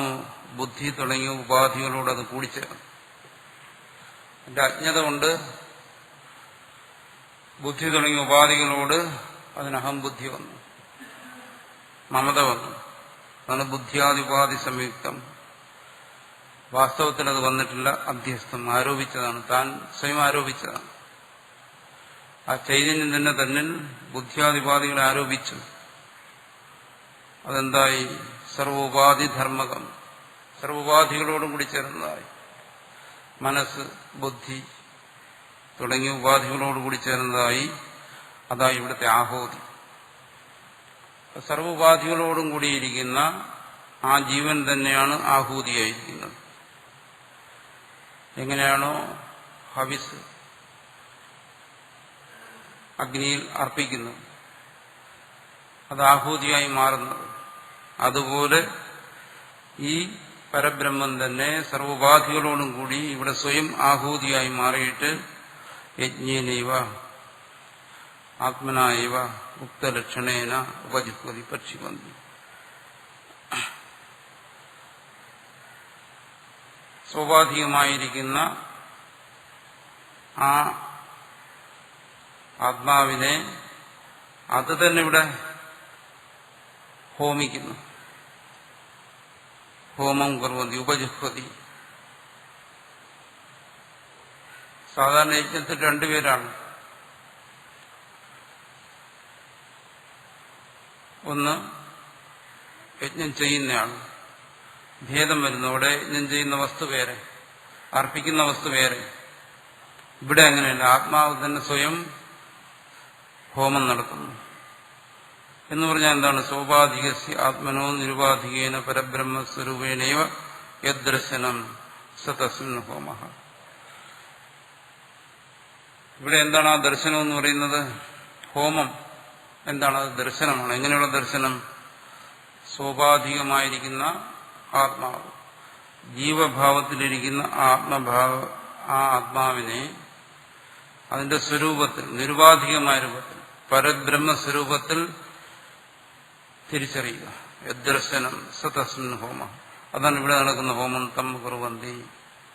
അത് യജ്ഞം യജ്ഞേന ഉപജിഹ്വതി എന്ന് പറയുന്നതാണ്. യജ്ഞത്തെ യജ്ഞം കൊണ്ട് ഹോമിക്കുന്നു എന്നാണ്. ആത്മാവിനെ ആത്മാവ് കൊണ്ട് ഹോമിക്കുന്നു എന്നാണ്. നിങ്ങൾ ആത്മാവിനെ ആത്മാവ് ഹോമിക്കുന്നു എന്ന് പറഞ്ഞാൽ സ്വാഭാവികമായിരിക്കുന്ന ആത്മാവിനെ നിരുപാധിക സ്വരൂപമായി കാണുന്നു. സ്വയം സമ്യക് ദർശന ലക്ഷണോ യജ്ഞം. അതാണ് സമ്യക് ദർശന രൂപത്തിലുള്ള യജ്ഞം. ദൈവയജ്ഞാദിഷു യജ്ഞേഷു ഉപക്ഷിപ്യതേ. ദൈവയജ്ഞാദികൾ യജ്ഞങ്ങളുടെ കൂട്ടത്തിൽപ്പെടുത്തിയിരിക്കുകയാണ്. ഈ ദൈവയജ്ഞാദികളിൽ നിന്നും വ്യത്യസ്തമായിരിക്കുന്ന ഒരു യജ്ഞത്തെ അതിൽ ഉൾപ്പെടുത്തിയിരിക്കുന്നു. എങ്ങനെയുള്ള യജ്ഞം? ഈ തത്വജ്ഞന്റെ യജ്ഞം. ആ തത്വജ്ഞൻ എന്ത് ചെയ്യുന്നു? ഉപാധികളോടുകൂടിയിരിക്കുന്ന തന്റെ ആ ജീവഭാവം അത് പരമാർത്ഥമല്ല, താൻ വാസ്തവത്തിൽ നിരുപാധികനായ ആത്മസ്വരൂപമാണ് എന്നറിയുന്നു. ഇതാണ് ഇവിടുത്തെ യജ്ഞം. ബ്രഹ്മാഗ്നിയിൽ ചെയ്യുന്ന യജ്ഞം. ബ്രഹ്മാഗ്നിയിൽ ഈ സ്വാഭാവികനായിരിക്കുന്ന ജീവനെ ബ്രഹ്മാഗ്നിയിൽ, ബ്രഹ്മമാകുന്ന അഗ്നി, ആ ജ്ഞാനത്തിൽ സ്വയം തന്നെ തിരിച്ചറിയുന്നു. ശ്രേയാൻ ദ്രവ്യമയാജ്ഞാനയജ്ഞ പരന്തപ ഇത്യാദിന സ്തുത്യർ. അതിനിവിടെ വിശദീകരിക്കുന്ന എന്തിന്? ഇനി അതിനെ സ്തുതിച്ചു പറയും. അതാണ് ഏറ്റവും ശ്രേഷ്ഠമായത്. ബ്രഹ്മജ്ഞാനിയുടെ യജ്ഞം. അതാണ് വാസ്തവത്തിൽ ബ്രഹ്മജ്ഞാനി ചെയ്യുന്ന യജ്ഞമല്ല, ബാഹ്യമായി ചെയ്യുന്ന യജ്ഞമല്ല. ജീവഭാവത്തിലിരിക്കുന്ന തന്റെ ഈ ആത്മാവ്, തന്റെ സ്വരൂപമായിരിക്കുന്ന ആത്മാവ്, അതിനെ നിരുപാധികനായി സാക്ഷാത്കരിച്ചുകൊണ്ടിരിക്കുക. താൻ ശരീര ഇന്ദ്രിയ മനോബുദ്ധികളോട് പരമാർത്ഥത്തിൽ ബന്ധമില്ലാത്തവനായ ആത്മസ്വരൂപനാണെന്ന് സ്വയം സാക്ഷാത്കരിച്ചുകൊണ്ടിരിക്കുക. ഇതാണ് യജ്ഞം. അതിനെ പറയാൻ വേണ്ടിയിട്ടാണ് ബ്രഹ്മാഗ്നി, യജ്ഞം, യജ്ഞേന, ഈ മൂന്ന് ശബ്ദങ്ങളെ കൊണ്ടും പറയുന്ന ഒരാത്മാവിനെ തന്നെ. ലൗകിക യജ്ഞത്തിൽ അത് മൂന്നായിട്ട് തിരിഞ്ഞിരിക്കുന്നു. അഗ്നി വേറെയായിരിക്കുന്നു, യജ്ഞം വേറെയായിരിക്കുന്നു, യജ്ഞേന അത് വേറെയായിരിക്കുന്നു. തത്വജ്ഞാനിയെ സംബന്ധിച്ചിടത്തോളം ആണെങ്കിലോ ഇവിടെ അഭേദമായിരിക്കുന്നു. ഇതാണ് സമ്യക് ദർശനം എന്ന് പറയുന്നത്. ഇതാണ് ദൈവയജ്ഞം തുടങ്ങി ഇവിടെ പറയാൻ പോകുന്ന യജ്ഞങ്ങളിൽ 11 തരത്തിലുള്ള യജ്ഞത്തെക്കുറിച്ച് പറയുന്നു. ആ യജ്ഞത്തിൽ ഏറ്റവും ശ്രേഷ്ഠമായിരിക്കുന്ന ഇതാണ്. ആ യജ്ഞത്തെ ഇവിടെ സ്തുതിക്കുകയാണ്. ആ യജ്ഞമാണ് ഒരുവൻ അനുഷ്ഠിക്കേണ്ടതെന്ന് പറയുകയാണ്. തന്നിൽ തന്നെയുള്ള ആത്മദർശനം, തന്റെ സ്വരൂപം തന്നെയാണ് ആത്മാവ് എന്ന് സ്വസ്വരൂപത്തെ തിരിച്ചറിയുന്ന ആ യജ്ഞം, ആ വിവേകം, അതാണ് ഇവിടെ പറയുന്നത്. അത് തത്വജ്ഞാനിയുടെ നിലയെക്കുറിച്ച് പറയുന്നു. യജ്ഞാദി കർമ്മങ്ങളുമായി ബന്ധപ്പെട്ടിരിക്കുന്ന കർമ്മയോഗിക്ക് അതൊരു പാഠമായി സ്വീകരിക്കാൻ വേണ്ടി പറയുന്നു. ഒരു കർമ്മയോഗി അനുഷ്ഠിക്കുന്ന മറ്റ് യജ്ഞങ്ങളെല്ലാം അപേക്ഷിച്ച് ഒരു കർമ്മയോഗി ദൈവയജ്ഞത്തെ അനുഷ്ഠിക്കാം, തപോയജ്ഞത്തെ അനുഷ്ഠിക്കാം, പലതരത്തിലുള്ള യജ്ഞങ്ങളെ അനുഷ്ഠിക്കാം. പക്ഷെ ഒരു കർമ്മയോഗി മുഖ്യമായി അനുഷ്ഠിക്കേണ്ടത് ജ്ഞാനയജ്ഞമാണ് എന്നിവിടെ സൂചിപ്പിക്കുകയാണ്. കർമ്മയുടെ മുഖ്യമായ യജ്ഞം ജ്ഞാനയജ്ഞമാണ്. ആ ജ്ഞാനയജ്ഞത്തിന്റെ യഥാർത്ഥ നില എന്ന് പറയുന്നത് ബ്രഹ്മജ്ഞാനിയിലാണ്. ആ ബ്രഹ്മജ്ഞാനിയുടെ നിലയെ ഇവിടെ എടുത്തു കാണിക്കുകയാണ്. ബ്രഹ്മാഗ്നിയിൽ യജ്ഞം കൊണ്ട് യജ്ഞത്തെ അനുഷ്ഠിക്കുന്നു. സ്വസ്വരൂപത്തിൽ നിരുപാധികനായ പരമാത്മാവിനെ ദർശിക്കുന്നു. അതാണ് ജ്ഞാനയജ്ഞം. തത്വജ്ഞാനിക്കത് സഹജമായിരിക്കുന്നു, കർമ്മയോഗി അതിനെ അനുഷ്ഠിക്കുന്നു. അതാണ് ഇവിടെ പറയുന്നത്.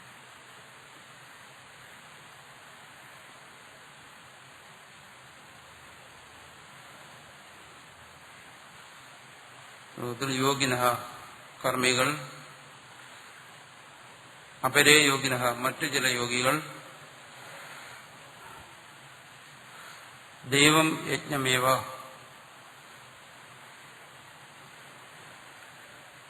ദേവതയെ യജിക്കുന്നതായ യജ്ഞത്തെ പര്യുപാസതയെ അനുഷ്ഠിക്കുന്നു. അപരേ തത്വജ്ഞാനികൾ ബ്രഹ്മാഗ്നോ ബ്രഹ്മമാകുന്ന അഗ്നിയിൽ യജ്ഞേന സ്വയം യജ്ഞം ആത്മാവിനെ ഉപജിഹ്വതി ദർശിക്കുന്നതായ യജ്ഞം ഹോമം അനുഷ്ഠിക്കുന്നു.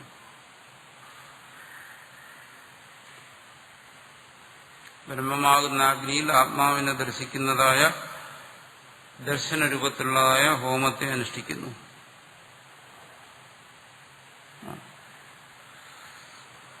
ദൈവം ഏവാപരേ യജ്ഞം യോഗിന പര്യുപാസത്തെ ബ്രഹ്മാഗ്നാവപരേ യജ്ഞം യജ്ഞേനൈവോപജുഹ്വതി. ഇവിടെ ആത്മബോധത്തെ ഈ യജ്ഞവുമായി ബന്ധപ്പെട്ട് ഇത്രയും ചർച്ച ചെയ്യേണ്ടി വരുന്നത് ആ കാലഘട്ടത്തിൽ മനുഷ്യന്റെ മനസ്സിൽ ഏറ്റവും ദൃഢമായിരുന്ന ഒരു കർമ്മ സംസ്കാരം, അത് യജ്ഞ സംസ്കാരമാണ്. കർമ്മം എന്ന് പറഞ്ഞു കഴിഞ്ഞാൽ ഉടൻ മനസ്സിൽ വരുന്ന യജ്ഞത്തെക്കുറിച്ചുള്ള സങ്കല്പങ്ങളാണ്. ആ യജ്ഞസങ്കല്പങ്ങളെ മാറ്റി അവിടെ ആത്മബോധം കൊണ്ടുവരാൻ വേണ്ടിയിട്ടാണ് ഈ യജ്ഞത്തെ ഇത്രയും പ്രാധാന്യം കൊടുത്ത് ഇവിടെ ചർച്ച ചെയ്യുന്നത്. അപ്പം നിലവിലിരുന്ന യജ്ഞസങ്കല്പം, അതായത് ദ്രവ്യയജ്ഞം, വാസ്തവത്തിലുള്ള യജ്ഞം അതല്ല ചെയ്യേണ്ടത്.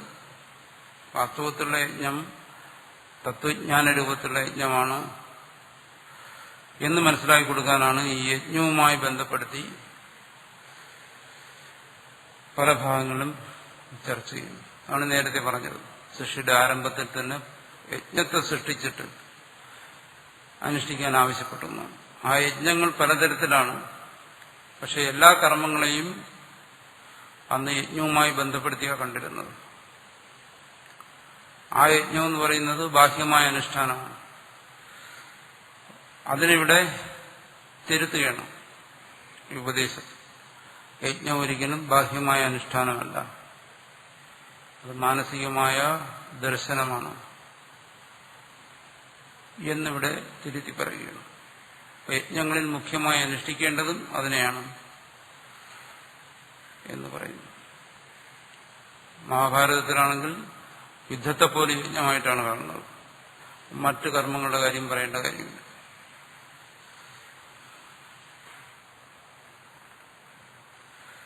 അടുത്ത് വീണ്ടും പറയുന്നു, ശ്രോത്രാദീനീന്ദ്രിയാണ്യന്യേ സംയമാഗ്നിഷു ജുഹ്വതി ശബ്ദാദീൻ വിഷയാൻ അന്യേ ഇന്ദ്രിയാഗ്നിഷു ജുഹ്വതി. ഇവിടെ അന്ന് പ്രചരിച്ചിരുന്ന പലതരത്തിലുള്ള സാധനാ മാർഗങ്ങളെ കുറിച്ച് പറയുകയാണ്. അതുകൊണ്ടാണ് അതിന് യജ്ഞം എന്ന് പേര് വരുന്നത്. അനുഷ്ഠാനങ്ങളെ കുറിച്ച് പറയുകയാണ്. ശ്രോത്രാദീനി ഇന്ദ്രിയാണി അന്യേ യോഗിനഃ സംയമാഗ്നിഷു പ്രതീന്ദ്രിയം സംയമോ ഭിദ്യതൈതി ബഹുവചനം സംയമ ഏവ അഗ്നിയേഷു ജുഹ്വതി. ഇന്ദ്രിയ സംയമമേവ കുർവന്തി ഇത്യർത്ഥം. മറ്റു ചിലർ ഇന്ദ്രിയ സംയമം എന്ന് പറയുന്ന യജ്ഞം അനുഷ്ഠിക്കുന്നു. ഇതെല്ലാം ജ്ഞാനയജ്ഞത്തിലേക്ക് എത്തിച്ചേരുന്നവയാണ്. ജ്ഞാനയജ്ഞത്തിൽ പരിസമാപിക്കുന്ന യജ്ഞങ്ങളാണ്. അങ്ങനെയുള്ള സംയമമാകുന്ന ഇന്ദ്രിയ സംയമമാകുന്ന യജ്ഞത്തെക്കുറിച്ച് പറയുകയാണ്. അതും ഒരു സാധനാ മാർഗമായി പലർ സ്വീകരിക്കുന്നു. എങ്ങനെ? ശ്രോത്രാദീൻ ഇന്ദ്രിയാണി, ശ്രോത്രാദി ഇന്ദ്രിയങ്ങളെ ചില ജീവന്മാരത് ചെയ്യുന്നു. യോഗിനഃ സംയമാഗ്നിഷു പ്രതീന്ദ്രിയം സംയമോ ഭിദ്യതേതി ബഹുവചനം. അഗ്നിഷു എന്ന് ബഹുവചനത്തിൽ പ്രയോഗിച്ചിരിക്കുന്ന എന്തുകൊണ്ട്? ഇന്ദ്രിയ സംയമം ചെയ്യുന്നവർ, ഇന്ദ്രിയങ്ങളെ വിഷയത്തിന് പിറകെ വിടാതെ അവയെ സംയമം ചെയ്യുക. ഇത്രയും ഏകത്ര സംയമാന്ന് പറയും യോഗശാസ്ത്രം. അവയെ നിയന്ത്രിച്ചുകൊണ്ട് ധാരണ ധ്യാന സമാധികൾ ചെയ്യുന്നവർ. ആ സംയമം തന്നെയാണ് അവരുടെ അഗ്നി. സംയമായ അഗ്നി തേഷു ജുഹ്വതി. ഹവിസ് അർപ്പിക്കുന്നത് പോലെ, ഹവിസ് അർപ്പിക്കുമ്പോൾ എന്ത് ചെയ്യുന്നു? ഹവിസ് അവിടെ അപ്രത്യക്ഷമാണ്. അതുപോലെ ഇന്ദ്രിയ സംയമനം ചെയ്യും. ഇന്ദ്രിയ സംയമനം ചെയ്ത് ഇന്ദ്രിയങ്ങളുടെ ആ ബഹിർമുഖമായ പ്രവണതയെ നശിപ്പിക്കുന്നു. അത് ചില യോഗികൾ അതനുഷ്ഠിക്കുന്നു. അതും ഒരു യജ്ഞമാണ്.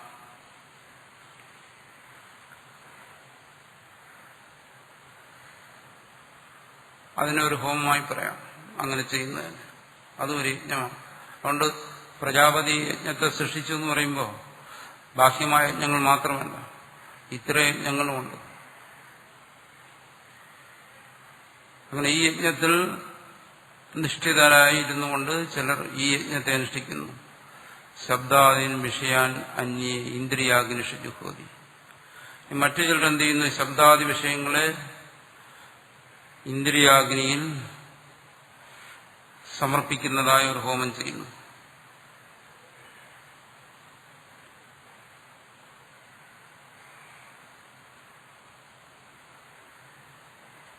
അതെന്താണ്? ഇന്ദ്രിയാണി ഏവ അഗ്നയ തേഷു ഇന്ദ്രിയാഗ്നിഷു ജുഹ്വതി ശ്രോത്രാദിഭി അവിരുദ്ധ വിഷയഗ്രഹണം ഹോമം മന്യന്തി.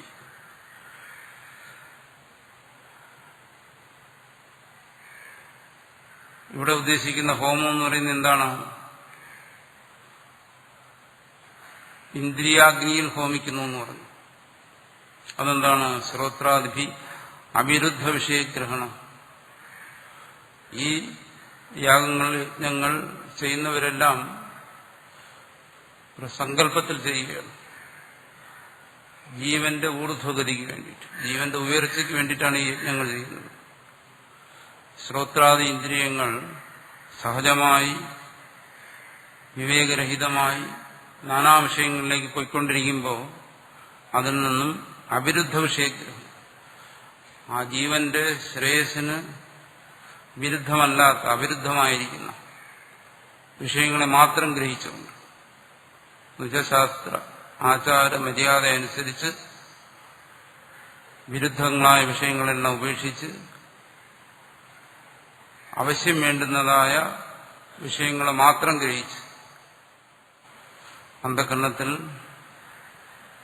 പാപസംസ്കാരത്തെ ഉണ്ടാക്കാതെ നേർവഴിക്ക് പോകുന്നവർ. അത് പാപത്തെ സഞ്ചയിക്കുന്നില്ല. ഇന്ദ്രിയ നിയന്ത്രണമുള്ളവരായി സദ്ധർമ്മത്തെ മാത്രം അനുഷ്ഠിച്ച് പോകുന്നതാണ് ഇവിടെ ഹോമം മന്യത, ഹോമം എന്ന് പറയുന്നു. നമ്മൾ കാണാറുണ്ടല്ലോ സദാചാരത്തിൽ ജീവിക്കുന്നവർ, വിരുദ്ധങ്ങളായ വിഷയങ്ങളെയൊന്നും അവർ കാണാൻ പാടില്ലാത്ത കാണുന്നില്ല, കേൾക്കാൻ പാടില്ലാത്ത കേൾക്കുന്നില്ല. അതാണ് നിയന്ത്രണം എന്ന് പറയുന്നത്.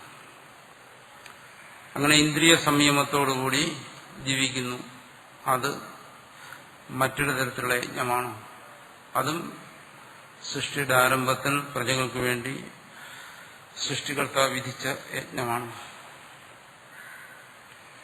അതായത് ഒരേ കാര്യം തന്നെ ഇതെല്ലാം കൂടെ ചേർത്ത് ഒരാൾക്ക് ചെയ്യാൻ കഴിയാത്തതുകൊണ്ട് ഓരോ അധികാരികൾ അവർക്ക് കഴിയുമെന്നുള്ള രീതിയിൽ ഓരോരുത്തരെ യജ്ഞങ്ങളെ അനുഷ്ഠിച്ചുകൊണ്ടിരിക്കുന്നു. ഇതിങ്ങനെ ചിലർ ചെയ്യുന്നു. അന്യേ മറ്റു ചിലർ ശ്രോത്രാദീനി ഇന്ദ്രിയാണി, ശ്രോത്രാദി ഇന്ദ്രിയങ്ങളെ സംയമാഗ്നിയിൽ ജുഹുതി ഹോമിക്കുന്നു എന്ന് പറഞ്ഞാൽ ഇന്ദ്രിയ സംയമങ്ങളെ ചെയ്ത് ജീവിക്കുന്നു.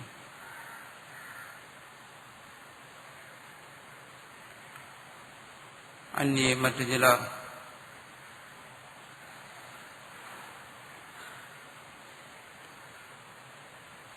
ഇന്ദ്രിയാഗ്നിയിൽ ശബ്ദാദീനും വിഷയം, ശബ്ദാദി വിഷയങ്ങളെ ഹോമിക്കുന്നു. പറഞ്ഞാൽ വിരുദ്ധങ്ങളായ വിഷയങ്ങളെ ഒഴിവാക്കി ആവശ്യമുള്ള വിഷയങ്ങളെ മാത്രം ഗ്രഹിക്കുന്നു. ആദ്യം പറഞ്ഞതും രണ്ടാമത് പറഞ്ഞതും ഇന്ദ്രിയ സംയമം തന്നെയാണ്.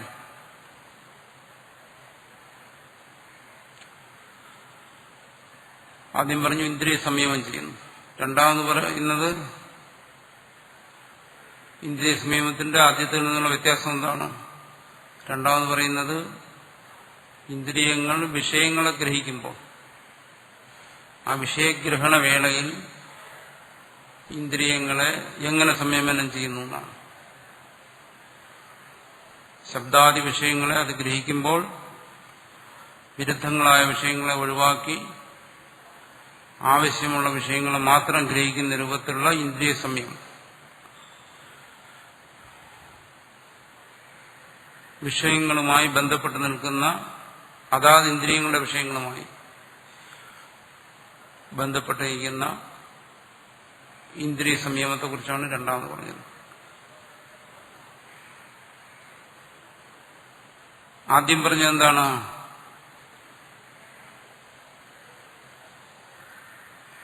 അങ്ങനെയുള്ള ഇന്ദ്രിയ ശ്രോത്രാദി ഇന്ദ്രിയങ്ങളുടെ സംയമത്തോടു നിയന്ത്രണത്തോടുകൂടി സംയമം ധാരണ ധ്യാന സമാധികളിൽ മുഴുകിയിരിക്കുന്നവരെ കുറിച്ചാണ് പറയുന്നത്. ഇന്ദ്രിയ സംയമം ചെയ്യുന്നവരെ കുറിച്ച്. രണ്ടാമത് വിഷയങ്ങളുമായി ബന്ധപ്പെട്ട് ഇന്ദ്രിയങ്ങൾ നിൽക്കുമ്പോൾ അവിടെ ഇന്ദ്രിയങ്ങളിൽ വിഷയങ്ങളുടെ മേലുള്ള സംയമത്തെക്കുറിച്ച് പറയുന്നു. മറ്റത് ആദ്യം പറയുന്നത് ശ്രോത്രാദി ഇന്ദ്രിയങ്ങളെ നിയന്ത്രിച്ചുകൊണ്ട്, വിഷയവുമായി ബന്ധപ്പെട്ടുള്ളതല്ല, ആന്തരികമായി സംയമം ചെയ്യുക. അങ്ങനെ സംയമിച്ച ഇന്ദ്രിയങ്ങളോടുകൂടി ധാരണാധ്യാനാദികൾ ശീലിക്കുന്ന സംയമം അതാദ്യം പറഞ്ഞു. മറ്റത് ബാഹ്യമായി വിഷയം ഗ്രഹിക്കുമ്പോൾ ഒരാൾ ചെയ്യുന്ന ബാഹ്യമായ സംയമമാണ് രണ്ടാമത് പറഞ്ഞത്. അത് ചിലരങ്ങനെ ചെയ്യുന്നു. ആദ്യം പറഞ്ഞിരിക്കുന്നത് ആന്തരികമായ സംയമമാണ്. അവിടെയാണ് സംയമം എന്നുള്ള വാക്ക് ഉപയോഗിച്ചിരിക്കുന്നത്. ബാഹ്യമായ ആ ഇന്ദ്രിയ സംയമത്തിൽ വിജയം വരിച്ച ഒരാള് ആന്തരികമായ സംയമം അനുഷ്ഠിക്കുന്നു. ആന്തരികമായ സംയമത്തെയാണ് ധാരണാധ്യാന സമാധികളെന്ന് പറയുന്നത്. ബാഹ്യമായ സംയമത്തെയാണ് ഇന്ദ്രിയ നിഗ്രഹം എന്ന് പറയുന്നത്. ഇന്ദ്രിയ നിഗ്രഹത്തെ ചെയ്യുന്ന ഒരു കൂട്ടർ, മറ്റൊരു കൂട്ടർ സംയമത്തെ അനുഷ്ഠിക്കുന്നവർ. സംയമം എന്ന് പറയുന്നതിന് മനസ്സെന്ന് അർത്ഥം പറഞ്ഞ് അങ്ങനെ വ്യാഖ്യാനിക്കുന്ന വ്യാഖ്യാനങ്ങളുണ്ട്. രണ്ടാമത് ഇന്ദ്രിയങ്ങളും ആദ്യത് മനസ്സും. ആദ്യത്തേത് മനസ്സിന്റെ സംയമത്തെക്കുറിച്ച് പറയുന്നു, രണ്ടാമത് ഇന്ദ്രിയത്തിന്റെ സംയമത്തെക്കുറിച്ച് പറയുന്നു. അങ്ങനെ പറയുന്നു. അതിന് സംയമം എന്ന് പറഞ്ഞാൽ മനസ്സെന്നർത്ഥം പറയുന്നു. അങ്ങനെ പറഞ്ഞാൽ ഈ അർത്ഥം തന്നെയാണ് കിട്ടുന്നത്. മനസ്സിന്റെ സംയമം എന്ന് പറയുന്നത് എന്താണ്? ധാരണ, ധ്യാന, സമാധി ശീലിക്കുന്നതാണ് മനസ്സിന്റെ സംയമം. അങ്ങനെ ചെയ്യുന്ന അങ്ങനെ ചെയ്യുന്ന ചില യോഗിമാരുണ്ട്. അതിന് സഹായകമായി ബാഹ്യമായി അനുഷ്ഠിക്കപ്പെടുന്നതാണ് ഇന്ദ്രിയ സംയമം. ശമം ദമം എന്ന് അദ്വൈതത്തിൽ തന്നെ പറയുന്നു. മനസ്സംയമവും ഇന്ദ്രിയ സംയമവും അതാണ് ഇവിടെ പറയുന്നത്. ഇതിനെ മുഖ്യമായി അനുഷ്ഠിച്ചിരുന്ന യോഗികൾ മുമ്പുണ്ടായിരുന്നു. അവരുടെ അനുഷ്ഠാനത്തെക്കുറിച്ചാണ് ഇവിടെ പറയുന്നത്.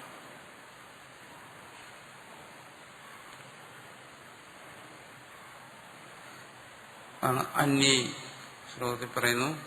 മറ്റു ചില യോഗികൾ ശ്രോത്രാദീനി ഇന്ദ്രിയാണി, ശ്രോത്രാദി ഇന്ദ്രിയങ്ങളെ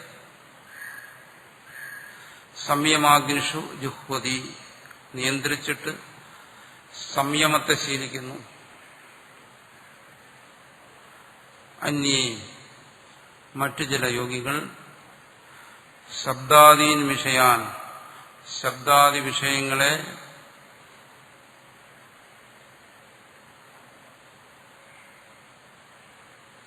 നിയന്ത്രണപൂർവം ഗ്രഹിച്ചുകൊണ്ട് ഇന്ദ്രിയാഗ്നിഷ ജുഹ്വതി, ഇന്ദ്രിയ സംയമത്തെ ചെയ്യുന്നു. ഇപ്പൊ മനസ്സംയമവും ഇന്ദ്രിയ സംയമവും ഇത് ചെയ്യുന്ന യോഗികൾ വേറെ. ഇത് യജ്ഞമാണ്. നേരത്തെ പറഞ്ഞല്ലോ, യജ്ഞം എന്ന് പറയുമ്പോൾ സർവത്തെയും ഗ്രഹിക്കും. തത്വജ്ഞാനവും യജ്ഞമാണ്, ബാഹ്യമായ കർമാനുഷ്ഠാനവും യജ്ഞമാണ്, ഇന്ദ്രിയ സംയമം യജ്ഞമാണ്, മനസ്സംയമവും യജ്ഞമാണ് എന്നാണ് പറയുന്നത്. ശ്രോത്രാദീനി ഇന്ദ്രിയാണ്യന്യേ സംയമാഗ്നിഷു ജുഹ്വതി ശബ്ദാദീൻ വിഷയാന്യന്യേ ഇന്ദ്രിയാഗ്നിഷു ജുഹ്വതി സർവാണി ഇന്ദ്രിയ കർമാണി പ്രാണകർമാണി ചാപരേ ആത്മസംയമയോഗാഗ്നോ ജ്ഞാനദീപിതേ.